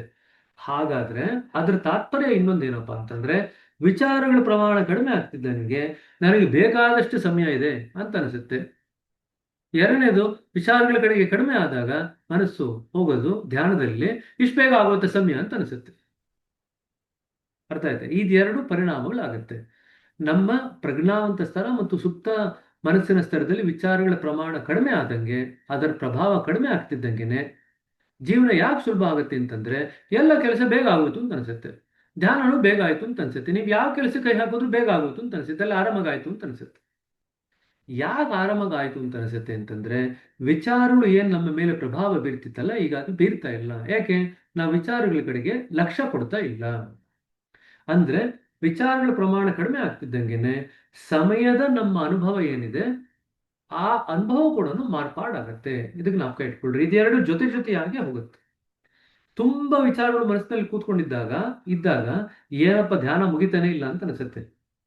ಧ್ಯಾನ 20 ನಿಮಿಷ ಮಾಡಿಸಿದ್ರೆ ಅವ್ರಿಗೆ 1 ಗಂಟೆ ಆದಂಗೆ ಅನಿಸಿರುತ್ತೆ. ಯಾಕೆಂತಂದ್ರೆ ಮನಸ್ಸು ವಿಚಾರಗಳಲ್ಲಿ ಮುಳ್ಕೊಂಡಿರುತ್ತೆ. ಸುಪ್ತ ಮನಸ್ಸಿನ ಸ್ತರದಲ್ಲಿ ಅವ್ರಿಗೆ ಸಮಯನೇ ಹೋಗ್ತಿಲ್ಲ ಅಂತ ಅನಿಸುತ್ತೆ, ಬೋರ್ ಆಗ್ತಿದೆ ಅಂತ ಅನಿಸುತ್ತೆ. ಇವೆಲ್ಲ ಕಂಪ್ಲೇಂಟ್ ಮಾಡ್ತಾರೆ ಅಭ್ಯಾಸಿಗಳು. ಮೊದಲ ಸ್ತರದಲ್ಲಿ ಇದನ್ನು ಕಂಪ್ಲೇಂಟ್ ಮಾಡ್ತಾರೆ. ಯಾಕೆ ಕಂಪ್ಲೇಂಟ್ ಮಾಡ್ತಾರೆ ಅಂತಂದ್ರೆ, ತುಂಬಾ ವಿಚಾರಗಳು ಅವ್ರ ಹೃದಯ ಮನಸ್ಸಿನಲ್ಲಿ ತುಂಬಿಕೊಂಡಿರುತ್ತೆ. ಆಗ ಸಮಯನೇ ಹೋಗ್ತಿಲ್ಲ ಅಂತ ಧ್ಯಾನದಲ್ಲಿ ಕಂಪ್ಲೇಂಟ್ ಮಾಡ್ತಾರೆ. ಅದೇ ಹೃದಯ ಮನಸ್ಸಿನಲ್ಲಿ ವಿಚಾರಗಳ ಸಂಖ್ಯೆ ಕಡಿಮೆ ಆಗ್ತಿದ್ದಂಗೆನೆ ಸಮಯ ಬೇಗ ಹೋಯ್ತು ಅಂತ ಹೇಳ್ತಾರೆ. ನೋಡಿ ಹೇಗೆ ವ್ಯತ್ಯಾಸ ಆಗುತ್ತೆ. ವಿಚಾರಕ್ಕೂ ಸಮಯಕ್ಕೂ ಇರ್ತಕ್ಕಂಥ ನೆಂಟಸ್ಗೆ ಬಾಬೂಜಿ ಅವರು ಬರೀತಾ ಇದ್ದಾರೆ. ಇದೆಲ್ಲ ನಿಮ್ಮ ಅಭ್ಯಾಸಗಳಿಗೆ ನೀವು ಪ್ರಶಿಕ್ಷಕರಾಗಿ ಸಿಟ್ಟಿಂಗ್ ಕೊಡಬೇಕಾದ್ರೆ ಇವೆಲ್ಲ ನಿಮ್ಗೆ ಹೇಳ್ತಾರೆ. ನಿಮ್ಮ ಅಭ್ಯಾಸಗಳು ಬಂದು ಈಗ ನೀವು ಹೆಂಗೆ ನಿಮ್ಮ ಪ್ರಶಿಕ್ಷಕರ ಹತ್ರ ಹರಿಕತೆ ಹೇಳ್ತಿರೋ, ಆಗ ನಿಮ್ಮ ಅಭ್ಯಾಸಗಳು ನಿಮ್ಮ ಹತ್ರನೂ ಬಂದು ಹರಿಕತೆ ಶಿವಕತೆ ಎಲ್ಲ ಹೇಳ್ತಾರೆ. ಅರ್ಥ ಆಗ್ತಿದ್ಯಾ ಸಿಸ್ಟರ್? ನಮ್ಗೆ ಹಿಂಗ ಆಯ್ತ್ರಿ, ಇವತ್ತು ಹಿಂಗ ಆಗೋದ್ರಿ ನಮ್ಮ ಧ್ಯಾನದಲ್ಲಿ, ಇದೆಲ್ಲ ಕಥೆಗಳು ಹೇಳ್ತಾರೆ. ನೀವು ಎಲ್ಲ ತಲೆ ಕೇಳಿಸ್ಕೊಂಡು ತಲೆ ಅಲ್ಲಾಡಿಸ್ಬೇಕಾಗತ್ತೆ. ಪೇಷನ್ಸ್ ಇಂದ ತಲೆ ಅಲ್ಲಾಡಿಸ್ಬೇಕಾಗತ್ತೆ. ಏನೇನೋ ಹೇಳ್ತಾರೆ ಸುಮ್ಮನೆ ಅಂತ ಹೇಳಲಿಕ್ಕೆ ಆಗಲ್ಲ. ನೀವು ಏನೇನೋ ಹೇಳ್ತಿದ್ದೆ ಸುಮ್ಮನೆ ಅಂತ ಹೇಳಿದ್ರೆ ಅವ್ರು ಕೇಳಲಿಕ್ಕೆ ರೆಡಿ ಇರಲ್ಲ. ಆಯ್ತಾ? ಅವ್ರು ಹೇಳಿದನ್ನೆಲ್ಲ ಕೇಳಿಸ್ಕೊಳ್ಳುತ್ತೆ ತಾಳ್ಮೆ ನೀವು ಬೆಳೆಸ್ಕೊಂಡಿರ್ಬೇಕು. ನಿಮಗೆ ಆ ತಾಳ್ಮೆ ಬೆಳೆಸ್ಕೋಬೇಕಂತಂದ್ರೆ ನಿಮ್ಮಲ್ಲಿ ಹೃದಯದಲ್ಲಿ ಒಂದಿಷ್ಟು ಖಾಲಿ ಆಗಿರ್ಬೇಕು. ನಿಮ್ಮ ಹೃದಯದಲ್ಲಿ ಅದು ಖಾಲಿ ಆಗಿಲ್ಲ ಅಂತಂದ್ರೆ ಅವ್ರು ಹೇಳಿದ್ದನ್ನು ಕೇಳಿಸ್ಕೊಳ್ಳಿಕ್ಕೆ ತಾಳ್ಮೆ ಇರಲ್ಲ ನಿಮಗೆ. ಅವಾಗ ಅವ್ರು 2 ಲೈನ್ ಹೇಳಿದ ತಕ್ಷಣ ಹಾ ಸಾಕು ಸಾಕು ನಾಳೆ ಬಾ ಅಂತ ಹೇಳಿ ಕಳಿಸ್ಬಿಡ್ತೀರಿ. ಏನು ಕೇಳಿಸ್ಕೊಳ್ಳೋದು ಇಲ್ಲ, ಏನು ವಿವರಣೆನೂ ಕೊಡೋದು, ಮನೆ ಕಳಿಸ್ಬಿಡ್ತೀರಿ ಅಷ್ಟು. ಆಯ್ತಾ? ಅಂದ್ರೆ ನೋಡ್ರಿ, ಅವರಲ್ಲಿ ವಿಚಾರಗಳು ಕಡಿಮೆ ಆಗ್ತಿದ್ದಂಗೆನೆ ಅವರ ಅನುಭವ ವ್ಯತ್ಯಾಸ ಆಗುತ್ತೆ. ನಾವು ಪ್ರಶಿಕ್ಷಕರಾಗಿ ವಿಚಾರಗಳನ್ನ ಕಡಿಮೆ ಮಾಡಿಕೊಂಡು ನಾವು ಬೇಟಕನ್ನು ಕೊಟ್ಟಾಗ ನಾವು ಅವರು ಹೇಳಿದ್ದನ್ನು ಕೇಳುವಂತ ತಾಳ್ಮೆ ಇರುತ್ತೆ, ಅದಕ್ಕೆ ಒಂದು ವಿವರಣೆ ಕೊಡ್ಲಿಕ್ಕೂ ಅವಕಾಶ ಇರುತ್ತೆ. ಸರಿನಾ? ಎಷ್ಟೋ ಜನ ಪ್ರಶಿಕ್ಷಕರು ನಾವೇನು ವಿವರಣೆ ಕೊಡ್ಲಿಕ್ಕೆ ಆಗದೇ ಇಲ್ಲ, ಅವ್ರೇನು ಕೇಳಲ್ಲ ಅಂತ ಹೇಳ್ತಾರೆ. ಯಾವಾಗ ಹಂಗಾಗತ್ತೆ ಅಂತಂದ್ರೆ ಆ ಬೈಟಂಗ್ನಲ್ಲಿ ಎಷ್ಟು ಮಟ್ಟಿಗೆ ಕ್ಲೀನಿಂಗ್ ಆಗಿರುತ್ತೋ ಅದಕ್ಕೆ ತಕ್ಕಂಗೆ ನಾವು ವಿವರಣೆ ಕೊಡ್ತು ಅಂತಂದ್ರೆ ಅವ್ರು ಗ್ರಹಿಸ್ಕೊಳ್ತಾರೆ. ಯಾಕೆಂದ್ರೆ ಒಂದು ಬೈಟಕ್ನಲ್ಲಿ ಸಾಕಷ್ಟು ಸಂಸ್ಕಾರಗಳು ಶುದ್ಧೀಕರಣ ಆಗುತ್ತಲ್ವಾ, ಆ ಜಾಗ ಖಾಲಿ ಆಗಿರುತ್ತೆ. ಆ ಜಾಗ ಖಾಲಿ ಆದಂತ ಜಾಗದಲ್ಲಿ ನೀವು ಪ್ರಾಣಾಹುತಿ ತುಂಬಿ ಒಂದು ವಿಚಾರಗಳನ್ನು ಕೊಟ್ಟಾಗ ಮನಸ್ಸಿಗೆ ಮೆಲುಕು ಹಾಕ್ಲಿಕ್ಕೆ ಅವ್ರು ಅದನ್ನ ಹಿಡ್ಕೊಳ್ತಾರೆ. ಯಾವುದೋ ಒಂದು ಧ್ಯಾನದಲ್ಲಿ ಎಷ್ಟು ಸಂಸ್ಕಾರಗಳು ತಂದಿತ್ತು ಅಂತಂದ್ರೆ ಒಂದ್ ರೌಂಡ್ ಕ್ಲೀನ್ ಮಾಡಿದ್ರೆ ಆದ್ರೂ ಇನ್ನೂ ಬೇಕಾದ ಸಂಸ್ಕಾರಗಳಿದೆ, ಜಾಗನೇ ಇಲ್ಲ. ಆವಾಗ ನೀವು ಏನು ಹೇಳಿದ್ರು ಕೂಡ ಅವ್ರು ಕೇಳಲಿಕ್ಕೆ ರೆಡಿ ಇರಲ್ಲ. ಇದಾಗ್ತಕ್ಕಂಥದ್ದು. ಅರ್ಥ ಆಯ್ತಾ? ಸೊ ಇದು ಒಂದು ಆ, ಸೂಕ್ಷ್ಮವಾಗಿ ಗಮನಿಸಬೇಕಾದಂತ ಅಂಶ. ಪ್ರಶಿಕ್ಷಕರಾಗಿ ಬೈಠಕನ್ನು ಕೊಟ್ಟಾಗ ಯಾವ ಸ್ಥಿತಿನಲ್ಲಿ ಅಭ್ಯಾಸಿ ನೀವು ಹೇಳಿದ್ದನ್ನು ತಗೊಳ್ಳುವಂತ ಸ್ಥಿತಿಯಲ್ಲಿ ಇರ್ತಾರೆ, ಯಾವ ಸ್ಥಿತಿನಲ್ಲಿ ಅಭ್ಯಾಸಿ ನೀವು ಹೇಳಿದ್ದನ್ನ ತಗೊಳ್ಳುವಂತ ಸ್ಥಿತಿನಲ್ಲಿ ಇರಲ್ಲ. ಇದನ್ನ ಸೂಕ್ಷ್ಮವಾಗಿ ಗ್ರಹಿಸುವಂಥದ್ದನ್ನ ನಾವು ಕಲ್ತ್ಕೋಬೇಕು. ಅರ್ಥ ಆಯ್ತಾ? ಪ್ರಶಿಕ್ಷಕರಾಗಿ ಬೆಳೀತಾ ಇದನ್ನು ಕೂಡ ನಾವು ಕಲ್ತ್ಕೋಬೇಕಾ. ಅಭ್ಯಾಸಿ ಇನ್ನೂ ಸರಿಯಾದಂತ ಸ್ತರಕ್ಕೆ ಮುಟ್ಟಿಲ್ಲ, ಅದಕ್ಕೆ ಮುಂಚೆನೆ ನಾವು ಹೇಳಲಿಕ್ಕೆ ಹೋಯ್ತು ಅಂತಂದ್ರೆ ಅವ್ರು ಅದನ್ನು ಗ್ರಹಿಸ್ಕೊಳ್ಳಲ್ಲ, ಅದಕ್ಕೆ ಪ್ರತಿರೋಧ ತೋರಿಸ್ತಾರೆ. ನಾವು ಕೆಟ್ಕೊಳ್ರಿ. ಸರಿನಾ? ಹಾಗಾದ್ರೆ ಅವ್ರು ಗ್ರಹಿಸ್ಕೊಳ್ತಿಲ್ಲ ಅಂತ ನಿಮ್ಗೆ ಹೇಗೆ ಗೊತ್ತಾಗತ್ತೆ ಅಂತಂದ್ರೆ ನೀವು ಹೇಳಿದ್ದು ಒಂದು ಅವ್ರ ಮನಸ್ಸಿಗೆ ಹೋಗಲ್ಲ, ಅವ್ರು ಹೇಳಿದ್ದನ್ನೇ ಹೇಳ್ತಿರ್ತಾರೆ. ಹೇಳಿದ್ದನ್ನೇ ಹೇಳೋದಲ್ದಿರ ನೀವು ಹೇಳಿದ ವಿಚಾರಕ್ಕೆಲ್ಲಾನು ಪ್ರತಿರೋಧ ತೋರಿಸ್ತಾರೆ. ಆವಾಗ ನೀವು ಹೇಳಿದ ಯಾವುದು ಅವ್ರ ಒಳಗಡೆ ಹೋಗಿಲ್ಲ ಅಂತ ಆಯ್ತು. ಸರಿನಾ? ಮನುಷ್ಯನಿಗೆ ಕೆಲಸಕ್ಕಿಂತಲೂ ಹೆಚ್ಚು ಸಮಯವು ವಿರಾಮದಲ್ಲಿ ವಿನಿಯೋಗಿಸಲು ದೊರೆಯುವುದೆಂದು ನನಗನಿಸುತ್ತದೆ. ಸಮಯಾಭಾವದ ಅವರ ದೂರು ಕೇವಲ ಅವರ ಸಮಯದ ಬಗ್ಗೆ ತಪ್ಪು ಹೊಂದಿಕೆಯ ಮೂಲಕವೂ ಆಗಿದೆ. ನಮ್ಮ ಸಮಯವನ್ನು ನಾವು ಆದಷ್ಟು ಹೆಚ್ಚು ಲಾಭ ಪಡೆಯುವಂತೆ ಉಪಯೋಗಿಸಿದರೆ ಅದರ ಕೊರತೆಯ ಅಥವಾ ಅಭಾವದ ವಿಷಯವಾಗಿ ದೂರುವ ಕಾರಣವೇ ಇಲ್ಲ. ಎಲ್ರಿಗೂ ಎಷ್ಟು ಬೇಕೋ ಆಧ್ಯಾತ್ಮಿಕ ಪ್ರಗತಿ ಮಾಡ್ಕೊಳ್ಳಿಕ್ಕೆ ಎಷ್ಟು ಸಮಯ ಬೇಕೋ ಅಷ್ಟನ್ನೂ ಭಗವಂತ ಕೊಟ್ಟಿದ್ದಾನೆ. ನಮ್ಮ ಸಂಸ್ಥೆನಲ್ಲಂತೂ ಕೂಡ ನಿಮಗೇನು ಬೆಳಗ್ಗೆ ಒಂದು ಸ್ವಲ್ಪ ಧ್ಯಾನ ಮಾಡಿ, ಸಾಯಂಕಾಲ ಒಂಚೂರು ಶುದ್ಧೀಕರಣ ಮಾಡ್ಕೊಳ್ಳಿ, ರಾತ್ರಿ ಒಂಚೂರು ಪ್ರಾರ್ಥನೆ ಮಾಡಿ ಅಂತ ಹೇಳ್ತೀವಿ. ಹಂಗಿರ್ಬೇಕಾದ್ರೆ ನಾವೇನು 24 ಗಂಟೆ ನಿಮ್ಗೆ ಧ್ಯಾನ ಮಾಡಿ ಅಂತ ಯಾರು ಹೇಳೋದೇ ಇಲ್ಲ. ಹಾಗಾಗಿ ಯಾರಿಗೆ ಸಮಯ ಇರಲ್ಲ? ಎಲ್ರಿಗೂ ಒಂದಿಷ್ಟು ಈ ಕೆಲಸ ಮಾಡಲಿಕ್ಕೆ ಸಮಯ ಇರುತ್ತೆ. ಮತ್ತೆ ಕೆಲವರು ಸ್ವಲ್ಪ ಪ್ರಾಮಾಣಿಕರಾಗಿ ಭಕ್ತಿಪರ ಕಾರ್ಯಗಳಿಂದ ತಾವು ದೂರವಿರುವುದು ಸಮಯದ ಅಭಾವದ ಮೂಲಕವಲ್ಲವೆಂದು, ತಾವು ಗೆಲ್ಲಲು ಅಸಾಧ್ಯವಾದ ತಮ್ಮ ಉಪೇಕ್ಷೆ ಅಥವಾ ಸೋಮಾರಿತನದ ಸ್ವಭಾವದಿಂದಲೇ ಎಂದು ಒಪ್ಪಿಕೊಳ್ಳುವರು. ಇನ್ನು ಸ್ವಲ್ಪ ಪ್ರಾಮಾಣಿಕವಾಗಿರ್ತಾರೆ. ಅವ್ರು ಹೇಳ್ತಾರೆ ಸಮಯ ಇದೆ ಆದರೆ ತುಂಬಾ ಸೋಂಬೇರಿತನ ಇದೆ ಅಂತ ಹೇಳ್ತಾರೆ. ಸೋಮಾರಿತನ ಇದೆ, ಸೋಂಬೇರಿತನ ಇದೆ ಅಂತ. ಇದು ತುಂಬಾ ಜನ ಅಭ್ಯಾಸಗಳು ಹೇಳ್ತಾರೆ. ಏನ್ ಸರ್ ಏನ್ ಮಾಡ್ಬೇಕು ಅಂತ ಅನಿಸೋದಿಲ್ಲ, ಯಾವಾಗಲೂ ಸೋಂಬೇರಿಯಾಗಿ ಕುಡಿಬೇಕು ಅಂತ ಅನಿಸುತ್ತೆ ಅಂತ. ಅರ್ಥ ಆಯ್ತು? ಅವರಿಗೆ ನಾನು ಹೇಳುವುದೇನೆಂದರೆ ಅವರು ಪ್ರಾಯಶಃ ತಮ್ಮ ವ್ಯಾಪಾರ ಉದ್ಯೋಗಗಳಲ್ಲಿ ಉಪೇಕ್ಷೆ ಆಲಸ್ಯಗಳನ್ನು ತೋರದೆ ಆರ್ಥಿಕ ಲಾಭವು ದೃಷ್ಟಿಯಲ್ಲಿ ಇರಿಸಿಕೊಂಡಿರುವುದರಿಂದ ತಮಗೆ ವೈಯಕ್ತಿಕ ಅನುಕೂಲತೆಗಳು ಬೇಸರಗಳು ಬಂದರೂ ಪೂರ್ಣ ಉತ್ಸಾಹದಿಂದ ದುಡಿಯುವರು. ಯಾಕೆಂದ್ರೆ ಗುರಿಯನ್ನು ಲಕ್ಷ್ಯದಲ್ಲಿ ಇಟ್ಕೊಂಡಿರ್ತಾರೆ. ಏನೇ ಆಯಾಸ ಆದ್ರೂ ಕೂಡ ಸ್ವಲ್ಪ ದುಡ್ಡು ಮಾಡಬೇಕು ಅನ್ನೋ ಗುರಿ ಲಕ್ಷ್ಯದಲ್ಲಿ ಇಟ್ಕೊಂಡ್ರು, ಆಯಾಸ ಆದ್ರೂ ಕೂಡ, ತೊಂದರೆ ಆದ್ರೂ ಕೂಡ, ಬೇರೆ ರೀತಿಯಾದಂತಹ ಅನನುಕೂಲಗಳು ಆದ್ರೂ ಕೂಡ ಪೂರ್ಣ ಉತ್ಸಾಹದಿಂದ ದುಡಿತಾರೆ. ಯಾಕೆ? ಅದರಿಂದ ನಮಗೆ ದುಡ್ಡು ಲಾಭ ಆಗುತ್ತೆ ಅಂತ. ಭೌತಿಕ ಲಾಭದ ಹಂಬಲ ಅವರ ಅನನುಕೂಲತೆಗಳನ್ನು, ಅಸ್ವಾಸ್ಥ್ಯವನ್ನು ಕಡೆಗಣಿಸುವಂತೆ ಮಾಡುವುದು. ಎಷ್ಟೋ ಜನ ಹುಷಾರಿಲ್ದರೂ ಕೆಲ್ಸಕ್ಕೆ ಹೋಗ್ತಾರೆ. ಯಾಕೆ? ಕೆಲ್ಸಕ್ಕೆ ಹೋಗ್ಲಿಲ್ಲ ಅಂತಂದ್ರೆ ಅವ್ರಿಗೇನೋ ನಷ್ಟ ಆಗುತ್ತೆ ಅಂತ ಅನಿಸುತ್ತೆ. ಹಾಗಾಗಿ ಅವ್ರು ಹುಷಾರಿಲ್ದರೂ ಕೆಲ್ಸಕ್ಕೆ ಹೋಗ್ತಾರೆ. ಅಸ್ವಾಸ್ಥ್ಯತೆ ಇದ್ರೂ ಸರಿ, ಅನಾನುಕೂಲತೆ ಇದ್ರೂ ಸರಿ, ಆದ್ರೂ ಕೂಡ ಅವೆಲ್ಲವನ್ನು ಕಡೆಗಣಿಸಿ ಅವರು ತಮ್ಮ ಕೆಲಸದಲ್ಲಿ ಮಗ್ನರಾಗ್ತಾರೆ. ಯಾಕೆ? ದುಡ್ಡು ಸಂಪಾದನೆ ಮಾಡಬೇಕು ಅನ್ನೋ ಗುರಿ ಇಟ್ಕೊಂಡು. ಅದರಂತೆಯೇ ಧ್ಯೇಯದ ಸಾಕ್ಷಾತ್ಕಾರಕ್ಕಾಗಿ ತಮ್ಮ ಹಂಬಲ ಹೆಚ್ಚಾಗಿದ್ದರೆ ನಮ್ಮ ಉಪೇಕ್ಷಾ ಆಲಸ್ಯಗಳು ನಾವು ಮಾಡುವ ಯತ್ನವನ್ನಾಗಲಿ ಪ್ರಗತಿಯ ಮಾರ್ಗದಲ್ಲಾಗಲಿ ಬಾಧಕಲಾಗಲಾರವು. ಹಾಗಾದ್ರೆ ಅದಕ್ಕೆ ಉಪಶಮನ ಏನಪ್ಪಾ ಅಂತಂದ್ರೆ ನಾವು ಮಾಡ್ಬೇಕಾಗಿರ್ತಕ್ಕಂಥ ಧ್ಯೇಯದ ಸಾಕ್ಷಾತ್ಕಾರಕ್ಕಾಗಿ ನಮ್ಮ ಹಂಬಲ ಇದ್ದರೆ, ಉಪೇಕ್ಷೆ ತುಂಬಾ ಲೇಸಿನೆಸ್ ಅನ್ನೋರಿಗೆ ಏನು ಹೇಳ್ತೀರಾ? ಹಂಬಲ ಬೆಳೆಸ್ಕೊಳ್ಳಿ ಅಂತ ಹೇಳ್ತೀರಾ. ಗುರಿಯ ಕಡೆಗೆ ಹಂಬಲ ಬೆಳೆಸ್ಕೊಂಡಾಗ ನಮಗೆ ನಾವು ಸೋಮಾರಿತನದಿಂದ ಹೊರಗಡೆ ಬರಲಿಕ್ಕೆ ಸಾಧ್ಯವಾಗುತ್ತೆ. ಗುರಿಯ ಕಡೆಗೆ ಹಂಬಲ ಬೆಳೆಸ್ಕೊಂಡಾಗ ಸೋಮಾರಿತನದಿಂದ ಹೊರಗಡೆ ಬರಲಿಕ್ಕೆ ಸಾಧ್ಯವಾಗುತ್ತೆ. ಪ್ರಾಚೀನ ಮಹರ್ಷಿಗಳ ಜೀವನ ಚರಿತ್ರೆಯನ್ನು ಅವಲೋಕಿಸಿದರೆ ಸತ್ಯ ಸಾಕ್ಷಾತ್ಕಾರಕ್ಕಾಗಿ ಅವರು ತುಂಬ ಎಲ್ಲ ಸುಖಗಳನ್ನು ತ್ಯಾಗ ಮಾಡಿದುದು ನಮಗೆ ಕಂಡು ಬರುತ್ತದೆ. ಸೊ ಹಳೆ ಕಾಲದ ಋಷಿಮುನಿಗಳೆಲ್ಲ ದೇಶ ತ್ಯಾಗ ಮಾಡಿ, ರಾಜ್ಯ ತ್ಯಾಗ ಮಾಡಿ ಕಾಡಿಗೆ ಹೋಗುವರು. ತಮಗೆ ಅತ್ಯಂತ ಪ್ರಿಯವಾದ ವಸ್ತುವಿಗಾಗಿ ಪ್ರತಿಯೊಂದು ತರದ ಕಷ್ಟ ನಷ್ಟಗಳನ್ನು ಅನುಭವಿಸುತ್ತಾ ಕಠಿಣವಾದ ತಪೋಮಯ ಜೀವನವನ್ನು ಕಳೆದರು. ಸೊ ಯಾಕೆ ಇಷ್ಟೆಲ್ಲ ಮಾಡಿದ್ರು ಅವರು? ಕಾಡಿನಲ್ಲಿ ಹೋಗಿ ಗೆಡ್ಡೆ ಗೆಣಸುಗಳನ್ನ ತಿನ್ಕೊಂಡು ಕಠಿಣವಾದ ತಪಸ್ಸುಗಳೆಲ್ಲ ಆಚರಿಸ್ಕೊಂಡು ಯಾಕೆ ಮಾಡಿದ್ರು? ತಮಗೆ ಇಷ್ಟವಾದಂತ ಗುರಿಯನ್ನು ಸಾಧನೆ ಮಾಡ್ಲಿಕ್ಕೋಸ್ಕರ ಮಾಡಿದ್ರು. ಧ್ಯೇಯ ಸಾಧನೆಯ ತೀವ್ರ ಲವಲವಿಕೆಯು ಇತರ ವಸ್ತುಗಳ ಬಗ್ಗೆ ಅವರನ್ನು ಕುರುಡರನ್ನಾಗಿ ಮಾಡಿತು. ಏನ್ ಮಾಡ್ಕೊಳ್ರಿ, ಧ್ಯೇಯ ಸಾಧನೆಯ ತೀವ್ರ ಲವಲವಿಕೆಯು ಇತರ ವಸ್ತುಗಳ ಬಗ್ಗೆ ಅವರನ್ನು ಕುರುಡರನ್ನಾಗಿ ಮಾಡಿತು ಮತ್ತು ಅವರು ತಮ್ಮ ಮಾರ್ಗದಲ್ಲಿಯ ತೊಂದರೆಗಳನ್ನು, ವೈಪರೀತ್ಯಗಳನ್ನು ಲೆಕ್ಕಿಸಿದರೆ ಅಚಲರಾಗಿದ್ದರು. ಒಂದು ವಸ್ತುವಿಗಾಗಿ ಈ ತರನಾದ ತೀವ್ರ ಲವಲವಿಕೆಯು ಧ್ಯೇಯ ಪ್ರಾಪ್ತಿಗಾಗಿ ದೃಢವಾದ ಸಂಕಲ್ಪವು ಸಂಪೂರ್ಣ ಯಶಸ್ಸನ್ನು ಹೊಂದಲು ತೀರಾ ಅವಶ್ಯಕ. ಈ ಸೆಂಟೆನ್ಸ್ ಅಂಡರ್ಲೈನ್ ಮಾಡ್ಕೊಂಡು ಇದೆಷ್ಟೋ ಸರಿ ಫಿಲ್ ಇನ್ ದ ಬ್ಲಾಂಕ್ಸ್ ಆಗಿ ಬರುತ್ತೆ. ಒಂದು ವಸ್ತುವಿಗಾಗಿ ಈ ತರನಾದ ಯಾವುದು ಡ್ಯಾಶ್ ಅಂಡ್ ಡ್ಯಾಶ್ ನಿಮಗೆ ಸಂಪೂರ್ಣ ಯಶಸ್ಸನ್ನು ಹೊಂದಲು ಡ್ಯಾಶ್ ಅಂಡ್ ಡ್ಯಾಶ್ ಬೇಕು ಅಂತ ಕೇಳ್ತಾರೆ. ಎರಡು ಬೇಕು, ತೀವ್ರ ಲವಲವಿಕೆ ಮತ್ತು ದೃಢವಾದಂತ ಸಂಕಲ್ಪ. ಇದು ಎರಡು ಬೇಕು. ಇದು ನಿಮ್ಗೆ ಎಷ್ಟೋ ಸತಿ ಪ್ರಶ್ನೆ ಕೇಳ್ತಾರೆ. ಗೃಹಸ್ಥ ಜೀವನದ ಎಲ್ಲ ಕಷ್ಟ ಚಿಂತನೆಗಳಿಂದ ಆವರಿಸಲ್ಪಟ್ಟ ನೀವು ಎಂತಹ ಪ್ರತಿಕೂಲ ಪರಿಸ್ಥಿತಿಯಲ್ಲಿಯೇ ಇರಲಿ, ದೇವರ ಕಡೆಗೆ ನಿಮ್ಮ ಲಕ್ಷ್ಯವನ್ನು ಹೊರಳಿಸಿ ಶ್ರದ್ಧೆ ವಿಶ್ವಾಸಗಳಿಂದ ಮುಂದುವರೆದುದಾದರೆ ನೀವು ಆಧ್ಯಾತ್ಮ ಕ್ಷೇತ್ರದಲ್ಲಿ ಗೆಲುವನ್ನು ಪಡೆಯುವರೆಂದು ನಾನು ಆಶ್ವಾಸನೆ ಕೊಡಬಲ್ಲೆ. ಸೊ ಈ ಆಶ್ವಾಸನೆಗೆ ನಾವು ಇವತ್ತು ನಿಲ್ಲಿಸೋಣ. ಬಾಬೂಜಿಯವರ ಆಶ್ವಾಸನೆ ತಗೊಳ್ತಾ ಇದ್ದಾರೆ. ನಾವು ಆಶ್ವಾಸನೆ ತಗೊಂಡು ಉಶ್ವಾಸ ಮಾಡಿ ಮನೇಲಿ ಏನು ತಿಂಡಿ ಮಾಡಿರ್ತೀವೋ ಅದನ್ನು ತಿಂಡಿ ತಿನ್ನಲಿಕ್ಕೆ ಸಮಯವನ್ನು ಕೊಡೋಣ. ಸರಿನಾ? ಆಶ್ವಾಸನೆಯನ್ನು ತಗೋಣ, ಊಟನು ತಿಂಡಿನೂ ಮಾಡಲಿಕ್ಕೆ ಪ್ರಯತ್ನ ಪಡೋಣ. ಸರಿನಾ? ಆಶ್ವಾಸನೆಯಲ್ಲಿ ನಿಲ್ಲಿಸೋಣ. ಏನ್ ಹೇಳ್ತಾರೆ? ಎಂತಹ ಪ್ರತಿಕೂಲ ಪರಿಸ್ಥಿತಿಯಲ್ಲಿಯೇ ಇರಲಿ, ದೇವರ ಕಡೆಗೆ ನಿಮ್ಮ ಲಕ್ಷ್ಯವನ್ನು ಹೊರಳಿಸಿ ಶ್ರದ್ಧೆ ವಿಶ್ವಾಸಗಳಿಂದ ಮುಂದುವರಿಯುವುದಾದರೆ ನೀವು ಆಧ್ಯಾತ್ಮ ಕ್ಷೇತ್ರದಲ್ಲಿ ಗೆಲುವನ್ನು ಪಡೆಯುವರೆಂಬುದು ನಾನು ಆಶ್ವಾಸನೆ ಕೊಡಬಲ್ಲೆ. ಸರಿನಾ? ಇಲ್ಲಿಂದ ನಾಳೆ ಮುಂದುವರಿಸ್ಕೊಂಡು ಹೋಗೋಣ. ಓಕೆ? ಏನಾದ್ರು ಪ್ರಶ್ನೆಗಳಿದ್ರೆ ಕೇಳಬಹುದು.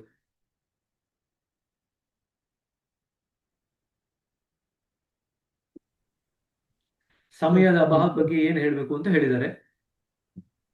ಸೋಮಾರಿತನ ಬಂದ್ರೆ ಏನ್ ಮಾಡ್ಬೇಕು ಅಂತ ಹೇಳಿದ್ದಾರೆ. ಸೋಮಾರಿತನ ಬಂದ್ರೆ ಹಂಬಲ ಬೆಳೆಸ್ಕೋಬೇಕು ಅಂತ ಅಭ್ಯಾಸಗಳಿಗೆ ನಾವು ತಾಕೀತು ಮಾಡಬೇಕು. ಗುರಿ ಕಡೆಗೆ ಹೇಗೆ ಹಂಬಲ ಬೆಳೆಸ್ಕೊಡುದು ಅಂತ ಅವ್ರು ಕೇಳಿದ್ರೆ, ಗುರಿ ಕಡೆಗೆ ಮನಸ್ಸಿನಲ್ಲಿ ಆವಾಗ ಲಕ್ಷ್ಯ ಕೊಡ್ತು ಅಂತಂದ್ರೆ ಕಾಲಕ್ರಮೇಣದಲ್ಲಿ ಗುರಿ ಕಡೆಗೆ ಹಂಬಲ ಬೆಳೆಯುತ್ತೆ. ಆವಾಗ ಕಾಲಕ್ರಮೇಣದಲ್ಲಿ ನಾವು ಸೋಮಾರಿತನದಿಂದ ಹೊರಗಡೆ ಬರ್ತೀವಿ. ಎರಡನೇದು, ವಿಚಾರಗಳು ಬಂದಾಗ ಅದನ್ನು ಯಾವ ರೀತಿ ನಿಭಾಯಿಸಬೇಕು, ಕರೆಯದೇ ಬಂದ ಅತಿಥಿಗಳ ರೂಪದಲ್ಲಿ ನಾವು ಅದನ್ನು ನಿಭಾಯಿಸಬೇಕು ಅಂತ ಕೂಡ ಅವರು ಬರೆದಿದ್ದಾರೆ. ಏಕಾಗ್ರತೆ ಧ್ಯಾನದ ಪರಿಣಾಮದಿಂದ ಬರತಕ್ಕಂಥದ್ದು. ಧ್ಯಾನಕ್ಕೆ ಏಕಾಗ್ರತೆ ಬೇಕಾಗಿಲ್ಲ, ಧ್ಯಾನದ ಸತತ ಅಭ್ಯಾಸದಿಂದ ಏಕಾಗ್ರತೆ ನಮಗೆ ಚೆನ್ನಾಗಿ ಬೆಳೆಯುತ್ತೆ ಅಂತ ಕೂಡ ಬರೆದಿದ್ದಾರೆ. ಸರಿನಾ? ಹೇಳ್ರಿ ಸತ್ಯ ಅವರೇ. ಸರ್ ನಮಸ್ಕಾರ ಸರ್. ಸರ್, ಅದು ವೀರ್ಯ ರಕ್ಷಣೆಯಿಂದ ಸಾಕಷ್ಟು ಓಜಸ್ಸು ಸಂಪಾದಿಸಿದವರಿಗೆ ವಿಚಾರಗಳ ಪ್ರವಾಹವು ಹೊಂದಿದೆ ಅಂತ ಹೇಳ್ತಾರಲ್ಲ ಸರ್, ಅದು ಹೇಗೆ ಸರ್? ಅರ್ಥ ಆಗ್ಲಿಲ್ಲ. ಓಜಸ್ಸು ಅನ್ನೋದು ಆಯುರ್ವೇದದಲ್ಲಿ ಒಂದು ಧಾತು.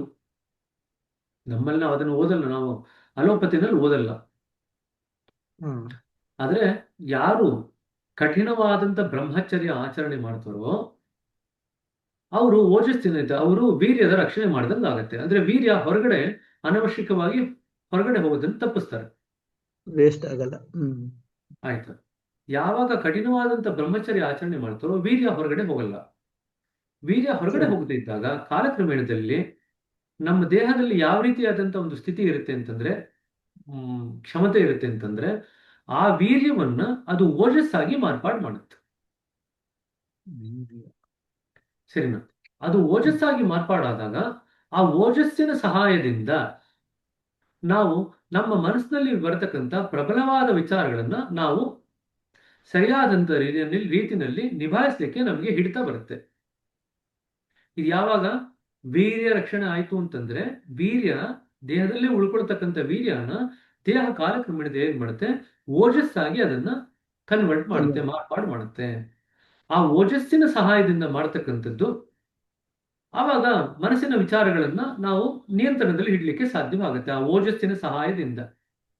ಓಕೆ ಓಕೆ ಆದ್ರೆ ಈ ವೀರ್ಯನ ರಕ್ಷಣೆ ಮಾಡ್ಕೊಳ್ತಕ್ಕಂಥದ್ದು ಎಲ್ರಿಗೂ ಕೂಡ ಸುಲಭವಾದಂತ ದಾರಿ ಅಲ್ಲ ಅಂತ ಬರೀತಾ ಇದ್ದಾರೆ. ಹ್ಮ್ ಅರ್ಥ ಆಯ್ತಾ? ಇದು ಸರಿ ಒಂದು ಸರ್. ದೃಷ್ಟಿನಲ್ಲಿ ನೋಡಿದಾಗ ಇದು ಗಂಡಸರಿಗಾಯ್ತು, ಓಜಸ್ಸಿನ ರಕ್ಷಣೆ ಗಂಡಸರಿಗಾಯ್ತು. ಹಾಗಾದ್ರೆ ಹೆಂಗಸರಿಗೆ ಏನು ಓಜಸ್ಸಿನ ರಕ್ಷಣೆ? ಅವರಲ್ಲಿ ಆ ರೀತಿಯಾದಂತ ವೀರ್ಯನೇ ಇಲ್ಲವಲ್ಲ, ಅವ್ರಿಗೆ ಹೆಂಗ್ ರಕ್ಷಣೆ ಮಾಡ್ತೀರಾ? ಅವರಿಗಿರ್ತಕ್ಕಂಥ ಋತುಸ್ರಾವನ ನಾವು ದಮಸ್ ಮಾಡ್ಲಿಕ್ಕೆ ಆಗತ್ತೆ ರಕ್ಷಣೆ ಮಾಡಬೇಕು ಅಂತ, ಅಥವಾ ಓಜಸ್ಸು ಅವರಲ್ಲಿ ಜಾಸ್ತಿ ಆಗಲಿ ಅಂತ? ಸೊ ನಮ್ಮಲ್ಲಿ ಅದಕ್ಕೆ ಹಲವಾರು ಯೋಗ ಪುಸ್ತಕಗಳ ಪ್ರಕಾರ ಹೋಯ್ತು ಅಂತಂದ್ರೆ, ಓಜಸ್ಸು ಬೆಳೆದಾಗ ತೇಜಸ್ಸು ಬೆಳೆಯುತ್ತೆ ಅಂತ ಹೇಳ್ತೀವಿ. ಓಜಸ್ಸು, ತೇಜಸ್ಸು ಮತ್ತೆ ಯಶಸ್ಸು, ಈ ಮೂರು ಒಂದಕ್ಕೊಂದು ಸಂಬಂಧಪಟ್ಟಿದ್ದು. ಅದು ಯೋಗ ಮಾರ್ಗ, ನಮ್ಮ ಸಹಜ ಮಾರ್ಗ ಅಲ್ಲ. ಸಹಜ ಮಾರ್ಗದಲ್ಲಿ ಆ ಕಠಿಣವಾದಂಥದ್ದನ್ನೆಲ್ಲ ತೆಗೆದು ಎಲ್ಲವನ್ನು ಸುಲಭಗೊಳಿಸಿದ್ದಾರೆ, ಸಹಜಗೊಳಿಸಿದ್ದಾರೆ. ವೀರ್ಯವನ್ನು ಬಲವಂತವಾಗಿ ರಕ್ಷಣೆ ಮಾಡ್ಕೊಳ್ಳೋದು ಸಹಜ ಮಾರ್ಗದ ಪದ್ಧತಿ ಅಲ್ಲ. ಇದರ ಬಗ್ಗೆ ವಿವೇಕಾನಂದರು ಕೂಡ ಬರೀತಾರೆ. ವಿವೇಕಾನಂದರು ಅವರು ಆಚರಿಸಿದಂತ ಕಠಿಣ ಬ್ರಹ್ಮಚರ್ಯ, ಯಾಕಂದ್ರೆ ವಿವೇಕಾನಂದರು ಮದುವೆ ಆಗಲ್ಲ, ಹೌದು ಅವರು ಆಚರಣೆ ಮಾಡ್ತಕ್ಕಂಥ ಬ್ರಹ್ಮಚರ್ಯ ಅದ್ರ ಬಗ್ಗೆ ಎಲ್ಲ ಬರೆದಿದ್ದಾರೆ, ಕಂಪ್ಲೀಟ್ ವರ್ಕ್ಸ್ ಅಲ್ಲಿ ಬರುತ್ತೆ ಅದರಲ್ಲಿ. ಸೊ 3 ಪದಗಳು ಜ್ಞಾಪಕ ಇಟ್ಕೊಳ್ರಿ. ಓಜಸ್ಸು ವೀರ ರಕ್ಷಣೆಯಿಂದ ಬರುತ್ತೆ. ಎಲ್ಲಿ ಓಜಸ್ಸು ಜಾಸ್ತಿ ಇರುತ್ತೋ ಅಲ್ಲಿ ಯೋಗದ ಪ್ರಕಾರ ತೇಜಸ್ಸು ಜಾಸ್ತಿ ಆಗುತ್ತೆ. ಎಲ್ಲಿ ತೇಜಸ್ಸು ಜಾಸ್ತಿ ಆಗುತ್ತೋ ಅಲ್ಲಿ ಯಶಸ್ಸು ಸಿಗುವಂತ ಸಾಧ್ಯತೆ ಜಾಸ್ತಿ ಆಗುತ್ತೆ. ಓಜಸ್ಸು, ತೇಜಸ್ಸು, ಯಶಸ್ಸು, ಈ ಮೂರು ಕೂಡ ಒಂದಕ್ಕೊಂದು ಸಂಬಂಧಪಟ್ಟಿದ್ದು. ಆದರೆ ಅದು ನಮ್ಮ ಸಹಜ ಮಾರ್ಗದ ಪದ್ಧತಿಯ ಕ್ರಮವಲ್ಲ. ನಮ್ಮ ಸಹಜ ಮಾರ್ಗದಲ್ಲಿ ನಾವೇನ್ ಮಾಡಿ ಹೇಳ್ತೀವಿ? ಮದುವೆ ಆಗಪ್ಪ ಅಂತ ಹೇಳ್ತೀವಿ, ಮಕ್ಕಳು ಮಾಡ್ಕೊಳಪ್ಪ ಅಂತ ಹೇಳ್ತೀವಿ. ವೀರ ಅದೇ ರಕ್ಷಣೆಗೆ ಸರ್. ಎಲ್ಲಿ ಹೇಳ್ತೀವಿ ನಾವು? ಹೌದು ಸರ್. ಅಲ್ವಾ? ಹೌದು ಸೊ ಹಾಗಾಗಿ ಹೌದು ನಮ್ಮ ಮಾರ್ಗದಲ್ಲಿ ಅದರ ಒಂದು ಪ್ರಾಮುಖ್ಯತೆ ಬಹಳ ಕಡಿಮೆ. ಸೊ ಚಿಂತೆ ಮಾಡಬೇಡಿ. ಹ್ಮ್. ಅದು ಸರಿ ಪತಂಜಲಿ ಯೋಗ ಮಾರ್ಗ ಇದೆಯಲ್ಲ, ಪತಂಜಲಿ ಯೋಗ ಸೂತ್ರಗಳನ್ನ ವಿಧಿವತ್ತಾಗಿ ಯಾರು ಪಾಲನೆ ಮಾಡಿ ನಾನು ಯೋಗ ಸಾಧನೆ ಮಾಡ್ತೀನಿ ಅನ್ನೋರಿಗೆ ಅದು ಬೇಕಾಗುತ್ತೆ. ನಮ್ಮ ಮಾರ್ಗದಲ್ಲಿ ಅದು ಅಸಮಂಜಸ, ಬೇಕಾಗಿಲ್ಲ. ಸರಿ ಸರಿನಾ? Sir. Thank you sir. Thank you. ಸರಿ, ಇನ್ನೇನು ಪ್ರಶ್ನೆ ಇದೆಯಾ? ಆಯ್ತು, ಪರವಾಗಿಲ್ಲ. ನಾವು ನಿಧಾನಕ್ಕೆ ಹೋಗೋದ್ರಿಂದ ಎಲ್ಲರೂ ಕೂಡ ಪ್ರಶ್ನೆಗಳಿಗೆ ಕೇಳಿದ್ರೆ ಕಡಿಮೆ ಮಾಡಿದ್ರೆ, ಅಂದ್ರೆ ಎಲ್ಲರೂ ಚೆನ್ನಾಗಿ ಅಡಿಗೆ ಮಾಡ್ತಾ ಮಾಡ್ತಾ, ತಿಂಡಿ ಮಾಡ್ತಾ ಮಾಡ್ತಾ, ಕಾಫಿ ಕುಡಿತಾ ಕುಡಿತಾ ಕೇಳಿಸ್ಕೊಳ್ತಾ ಎಲ್ಲ ಗ್ರಹಿಸ್ಕೊಳ್ತಾ ಇದ್ದೀರಿ ಅಂತ ಆಯ್ತು. ಯಾಕೆಂದ್ರೆ ನಮಸ್ತೆ. ಮೊನ್ನೆ ಭಂಡಾರದಲ್ಲಿ ಸಿಗ್ದವರೆಲ್ಲ ಕೃಷ್ಣ ಜನ್ಮಾಷ್ಟಮಿಲಿ ಹೇಳಿದ್ರು, ಅಡಿಗೆ ಮಾಡ್ತಾ ಮಾಡ್ತಾನೆ ನಾವು ಕೇಳಿಸ್ಕೊಳ್ತೀವಿ ಅಂತ, ತಿಂಡಿ ಮಾಡ್ತಾ ಮಾಡ್ತಾನೆ ಕೇಳಿಸ್ಕೊಳ್ತೀವಿ ಅಂತ. ಸರಿ, ಹೇಳ್ರಿ ಯತಿರಾಜ್. ನಮಸ್ತೆ ಬ್ರದರ್. ಅದೇ 1 ಪಾಯಿಂಟ್ ಬಂತಲ್ಲ, ಈಗ ನಾವು 1/4 ಗಂಟೆ 20 ನಿಮಿಷ ಧ್ಯಾನ ಮಾಡಿದ್ರೆ, ಅಂದ್ರೆ 10 ನಿಮಿಷ ಧ್ಯಾನ ಮಾಡಿದ್ರೆ ಅರ್ಧ 1 ಅವರ್ ಧ್ಯಾನ ಮಾಡಿದ್ರೆ 10 ನಿಮಿಷದ ತರ ಅಂತ ಫೀಲ್ ಆಗುತ್ತೆ ಅಂತ 1 ಪಾಯಿಂಟ್. ಇನ್ನೊಂದು ಪಾಯಿಂಟ್ ಹೇಳಿದ್ರಲ್ಲ ಬ್ರದರ್, 1 ಅವರ್ ಮಾಡಿದ್ರೆ ತುಂಬಾ ಹೊತ್ತು ಕೂತ್ಕೊಳ್ತೀವಿ ಅಂತ ಹೇಳಿದ್ರೆ, ಬಟ್ ಕೆಲವೊಂದು ಟೈಮು ನಾವು 1 ಅವರ್ ಮಾಡಿದ್ರೆ ತುಂಬಾ ಗಂಟೆಗಳು ಹೊತ್ತು ಆ ಫೀಲ್ ಬರುತ್ತೆ, ಆದ್ರೆ ಬೋರಿಂಗ್ ಅನ್ಸಲ್ಲ. ಇದು ಭಾವನೆ ಬರ್ಬೋದಾ? ಬೋರಿಂಗ್ ಅನ್ನೋದು ಹನ್ನೊಂದು ಭಾವನೆ. ನಮಗೆ ತುಂಬಾ ಸಮಯ ಆಗ್ತಿದೆ ಅಂತ ಹೇಳಿ ಬೋರಿಂಗ್ ಜೊತೆನೆ ಬರ್ಬೇಕಂತ ಏನಿಲ್ಲ. ಏನಪ್ಪ ಧ್ಯಾನ ಮುಗಿತಾನೆ ಇಲ್ಲ ಅಂತ ಅನ್ನಿಸ್ಬೋದು, ಅದ್ರ ಜೊತೆ ಬೋರಿಂಗ್ ಅಂತ ಫೀಲಿಂಗ್ ಬರ್ದೇ ಇರ್ಬೋದು. ಬೋರಿಂಗ್ ಅನ್ನೋ ಫೀಲಿಂಗ್ ಕೂಡ ಬರ್ಲಿಕ್ಕೆ ಸಾಧ್ಯ ಇದೆ ಅಂತ ಹೇಳ್ತಾ ಇದೆ. ಮನಸ್ಸಿನ ಸ್ತರದಲ್ಲಿ ಧ್ಯಾನ ನಡೆದಾಗ ನಮಗೆ ಧ್ಯಾನದಲ್ಲಿ ಬೋರ್ ಅಂತ ಅನಿಸುತ್ತೆ. ಮನಸ್ಸಿನ ಸ್ತರವನ್ನು ದಾಟಿ ನಾವು ಆಳಕ್ಕೆ ಹೋದಾಗ ಧ್ಯಾನದಲ್ಲಿ ಬೋರ್ ಅಂತ ಅನ್ಸಲ್ಲ. ನಾವು ಕೇಳ್ಕೊಂಡ್ರು ಇದಿಷ್ಟೇ.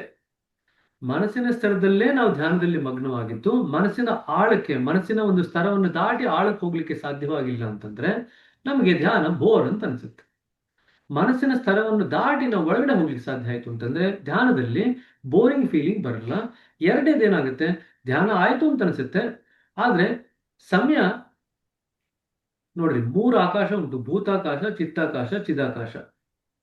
ಭೂತಾಕಾಶದಲ್ಲಿ ಇದ್ದಾಗ ನಾವು, ಅಂದ್ರೆ ದೇಹದ ಸ್ತರದಲ್ಲೇ ಇದ್ದಾಗ ಯಾವ ಅನುಭವ ಬರುತ್ತೆ ಅಂತಂದ್ರೆ, ಸಮಯ ಹೋಗ್ತಾನೆ ಇಲ್ಲ. 5 ನಿಮಿಷ ಸಮಯ ನಮ್ಗೆ ಅರ್ಧ ಗಂಟೆ ಅಂತ ಅನಿಸುತ್ತೆ. ಇದು ಭೂತಾಕಾಶದ ಸ್ತರದಲ್ಲಿ ಇದ್ದಾಗ. ಒಂದು ಸಿಂಪಲ್ ಎಕ್ಸಾಂಪಲ್ ಹೇಳ್ತೀವಿ. ಒಂದು ಸಿನಿಮಾ ನೋಡ್ಲಿಕ್ಕೆ ಹೋಗ್ತೀರ. ಸಿನಿಮಾ ನೋಡ್ಲಿಕ್ಕೆ ಹೋದಾಗ ಏನ್ ಕತೆ ಮುಂದುವರಿತಾನೆ ಇಲ್ಲ ಅಂತ ಅನ್ಸುತ್ತೆ. ಯಾವಾಗ ಕತೆ ಮುಂದುವರಿತಿಲ್ಲ ಅಂತ ಅನ್ಸುತ್ತೋ, ಏನಪ್ಪ ಸಿನಿಮಾ ಹಿಂಗೆ ಎಳಿತಾ ಇದೆ ರಬ್ಬರ್ ತರ ಎಳಿತಾ ಇದೆ ಅಂತ ಅನ್ಸುತ್ತೆ ನಿಮ್ಗೆ. ಅಂದ್ರೆ ನಿಮ್ಮ ಮನಸ್ಸು ಭೂತಾಕಾಶದ ಸ್ತರದಲ್ಲಿ, ಅಂದ್ರೆ ಫಿಸಿಕಲ್ ಸ್ಪೇಸ್ ನಲ್ಲಿ ಏನ್ ನಡೀತಾ ಇದೆ ಅದ್ರ ಕಡೆಗೆ ಮನಸ್ಸು ಲಕ್ಷ್ಯ ಕೊಟ್ಟಿದ್ದೀರಾ. ಅದು ಭೂತಾಕಾಶದ ಸ್ತರ. ಎರಡನೇದು ಚಿತ್ತಾಕಾಶದ ಸ್ತರ. ಚಿತ್ತಾಕಾಶ ಅಂತಂದ್ರೆ ಮೆಂಟಲ್ ಸ್ಪೇಸ್. ಮೆಂಟಲ್ ಸ್ಪೇಸ್ ಅಲ್ಲಿ ನಾವು ಧ್ಯಾನದಲ್ಲಿದ್ದಾಗ ಏನಾಗುತ್ತೆ, ಸಮಯ ತಕ್ಕ ಮಟ್ಟಿಗೆ ಸರಿಯಾಗಿ ಹೋಗ್ತಾ ಇದೆ ಅಂತ ಅನ್ಸುತ್ತೆ. ಅರ್ಧ ಗಂಟೆ ಅಂತ ಅನ್ಸುತ್ತೆ. 1 ಗಂಟೆ ಅಂತಾನೆ ಅನ್ಸುತ್ತೆ. ಬೇಗ ಆಯ್ತು ಅಂತಾಗ್ಲಿ ಅಥವಾ ಲೇಟ್ ಆಗಿ ಆಯ್ತು ಅಂತಂತಾಗ್ಲಿ ಅನ್ಸಲ್ಲ. ಇದು ನಾವು ಚಿತ್ತಾಕಾಶದಲ್ಲಿ ಇದ್ದಾಗ. ಚಿದಾಕಾಶ ಅಂತಂದ್ರೆ ಆಕಾಶದ ಯಾವುದು, ನಮ್ಮ ಹೃದಯದ ಆಕಾಶ. ಚಿದಾಕಾಶ ಅಂತಂದ್ರೆ ಮನಸ್ಸಿನ ಸ್ತರವನ್ನು ಮೀರಿರ್ತಕ್ಕಂಥ ಆಕಾಶ. ಆ ಹೃದಯದ ಆಕಾಶದಲ್ಲಿ ಅಥವಾ ಆತ್ಮದ ಆಕಾಶ ಅಂತ ಕರಿತೀವಿ. ಆ ಸ್ತರಕ್ಕೆ ಹೋದಾಗ ನಮಗೆ 1 ಗಂಟೆ ಕಡಿಮೆ ಅಂತ ಅನಿಸುತ್ತೆ. 10 ನಿಮಿಷ 15 ನಿಮಿಷ ಆದಂಗೆ ಅನಿಸುತ್ತೆ. ಸರಿನಾ? ಬೋರಿಂಗ್ ಫೀಲಿಂಗ್ ಬರಲೇಬೇಕು ಬರಬಾರ್ದು ಅಂತ ಏನಿಲ್ಲ. ಕೆಲವು ಸತಿ ಬೋರಿಂಗ್ ಫೀಲಿಂಗ್ ಬರ್ಬೋದು, ಕೆಲವು ಸತಿ ಬರದೇ ಇರ್ಬೋದು. ಆದ್ರೆ ಇದಂತೂ ನೋಡ್ಕೊಳ್ತೀರಾ, ಸಮಯ ಬೇಗ ಆಯ್ತು ಅಥವಾ ಸಮಯ ಇದ್ದಷ್ಟೇ ಆಯ್ತು ಅಥವಾ ಸಮಯ ಆಗ್ತಾನೆ ಇಲ್ಲ. ಈ ಫೀಲಿಂಗ್ ಅಂತೂ ಎಲ್ಲರೂ ಕೂಡ ಧ್ಯಾನದಲ್ಲಿ ಗ್ರಹಿಸ್ಕೊಳ್ತೀರಾ. ಅದೇನು ಇಂಡಿಕೇಟ್ ಮಾಡುತ್ತೆ ಅಂತಂದ್ರೆ ಅದು ವಿಚಾರಗಳ ಜೊತೆಗೆ ತನ್ನ ಸಂಬಂಧವನ್ನು ಹೊಂದಿದೆ ಅಂತ ಬಾಬೂಜಿ ಅವರು ವಿವರಣೆ ಕೊಟ್ಟಿದ್ರು. ಸರಿನಾ? Thank you. ಸರಿ ಕಣ್ರಿ. ಹಾಗಾದ್ರೆ 8:20 ಆಗ್ತಾ ಬಂತು. ಎಲ್ರಿಗೂ ಶುಭ ದಿವಸ. ಮತ್ತೆ ನಾಳೆ ಯಥಾ ಪ್ರಕಾರ 7:27, 7:25 ಅಷ್ಟೊತ್ತಿಗೆ ಸೇರೋಣ. Thank you brother. ಎಲ್ರೂ ಕೂಡ ನಾನು 7:15 ಬರ್ತೀನಿ ಅಂತ ಎಲ್ಲರೂ 7:15 ಲಾಗಿನ್ ಆಗ್ತಾ ಇದ್ದೀರಾ ಅನ್ಸುತ್ತೆ. ಇಲ್ಲ ಬ್ರದರ್, ನಾವು ಮುಂಚೆಯಿಂದ 7 ಕಾಲಿಂದಾನೇ ಕಾಯ್ತಾ ಇರ್ತೀವಿ. ಅಲ್ಲ, ಕೆಲವ್ರು ಲಾಗಿನ್ ಆಗಿದ್ರಿ ಇವತ್ತು. ನಾನು 7:22 ಲಾಗಿನ್ ಆದಾಗ ಬರೀ 25 ಜನ ಇದ್ರಿ ನೀವು. ಇನ್ನು ಉಳಿದವರೆಲ್ಲ ಆಮೇಲೆ ಸೇರಿ.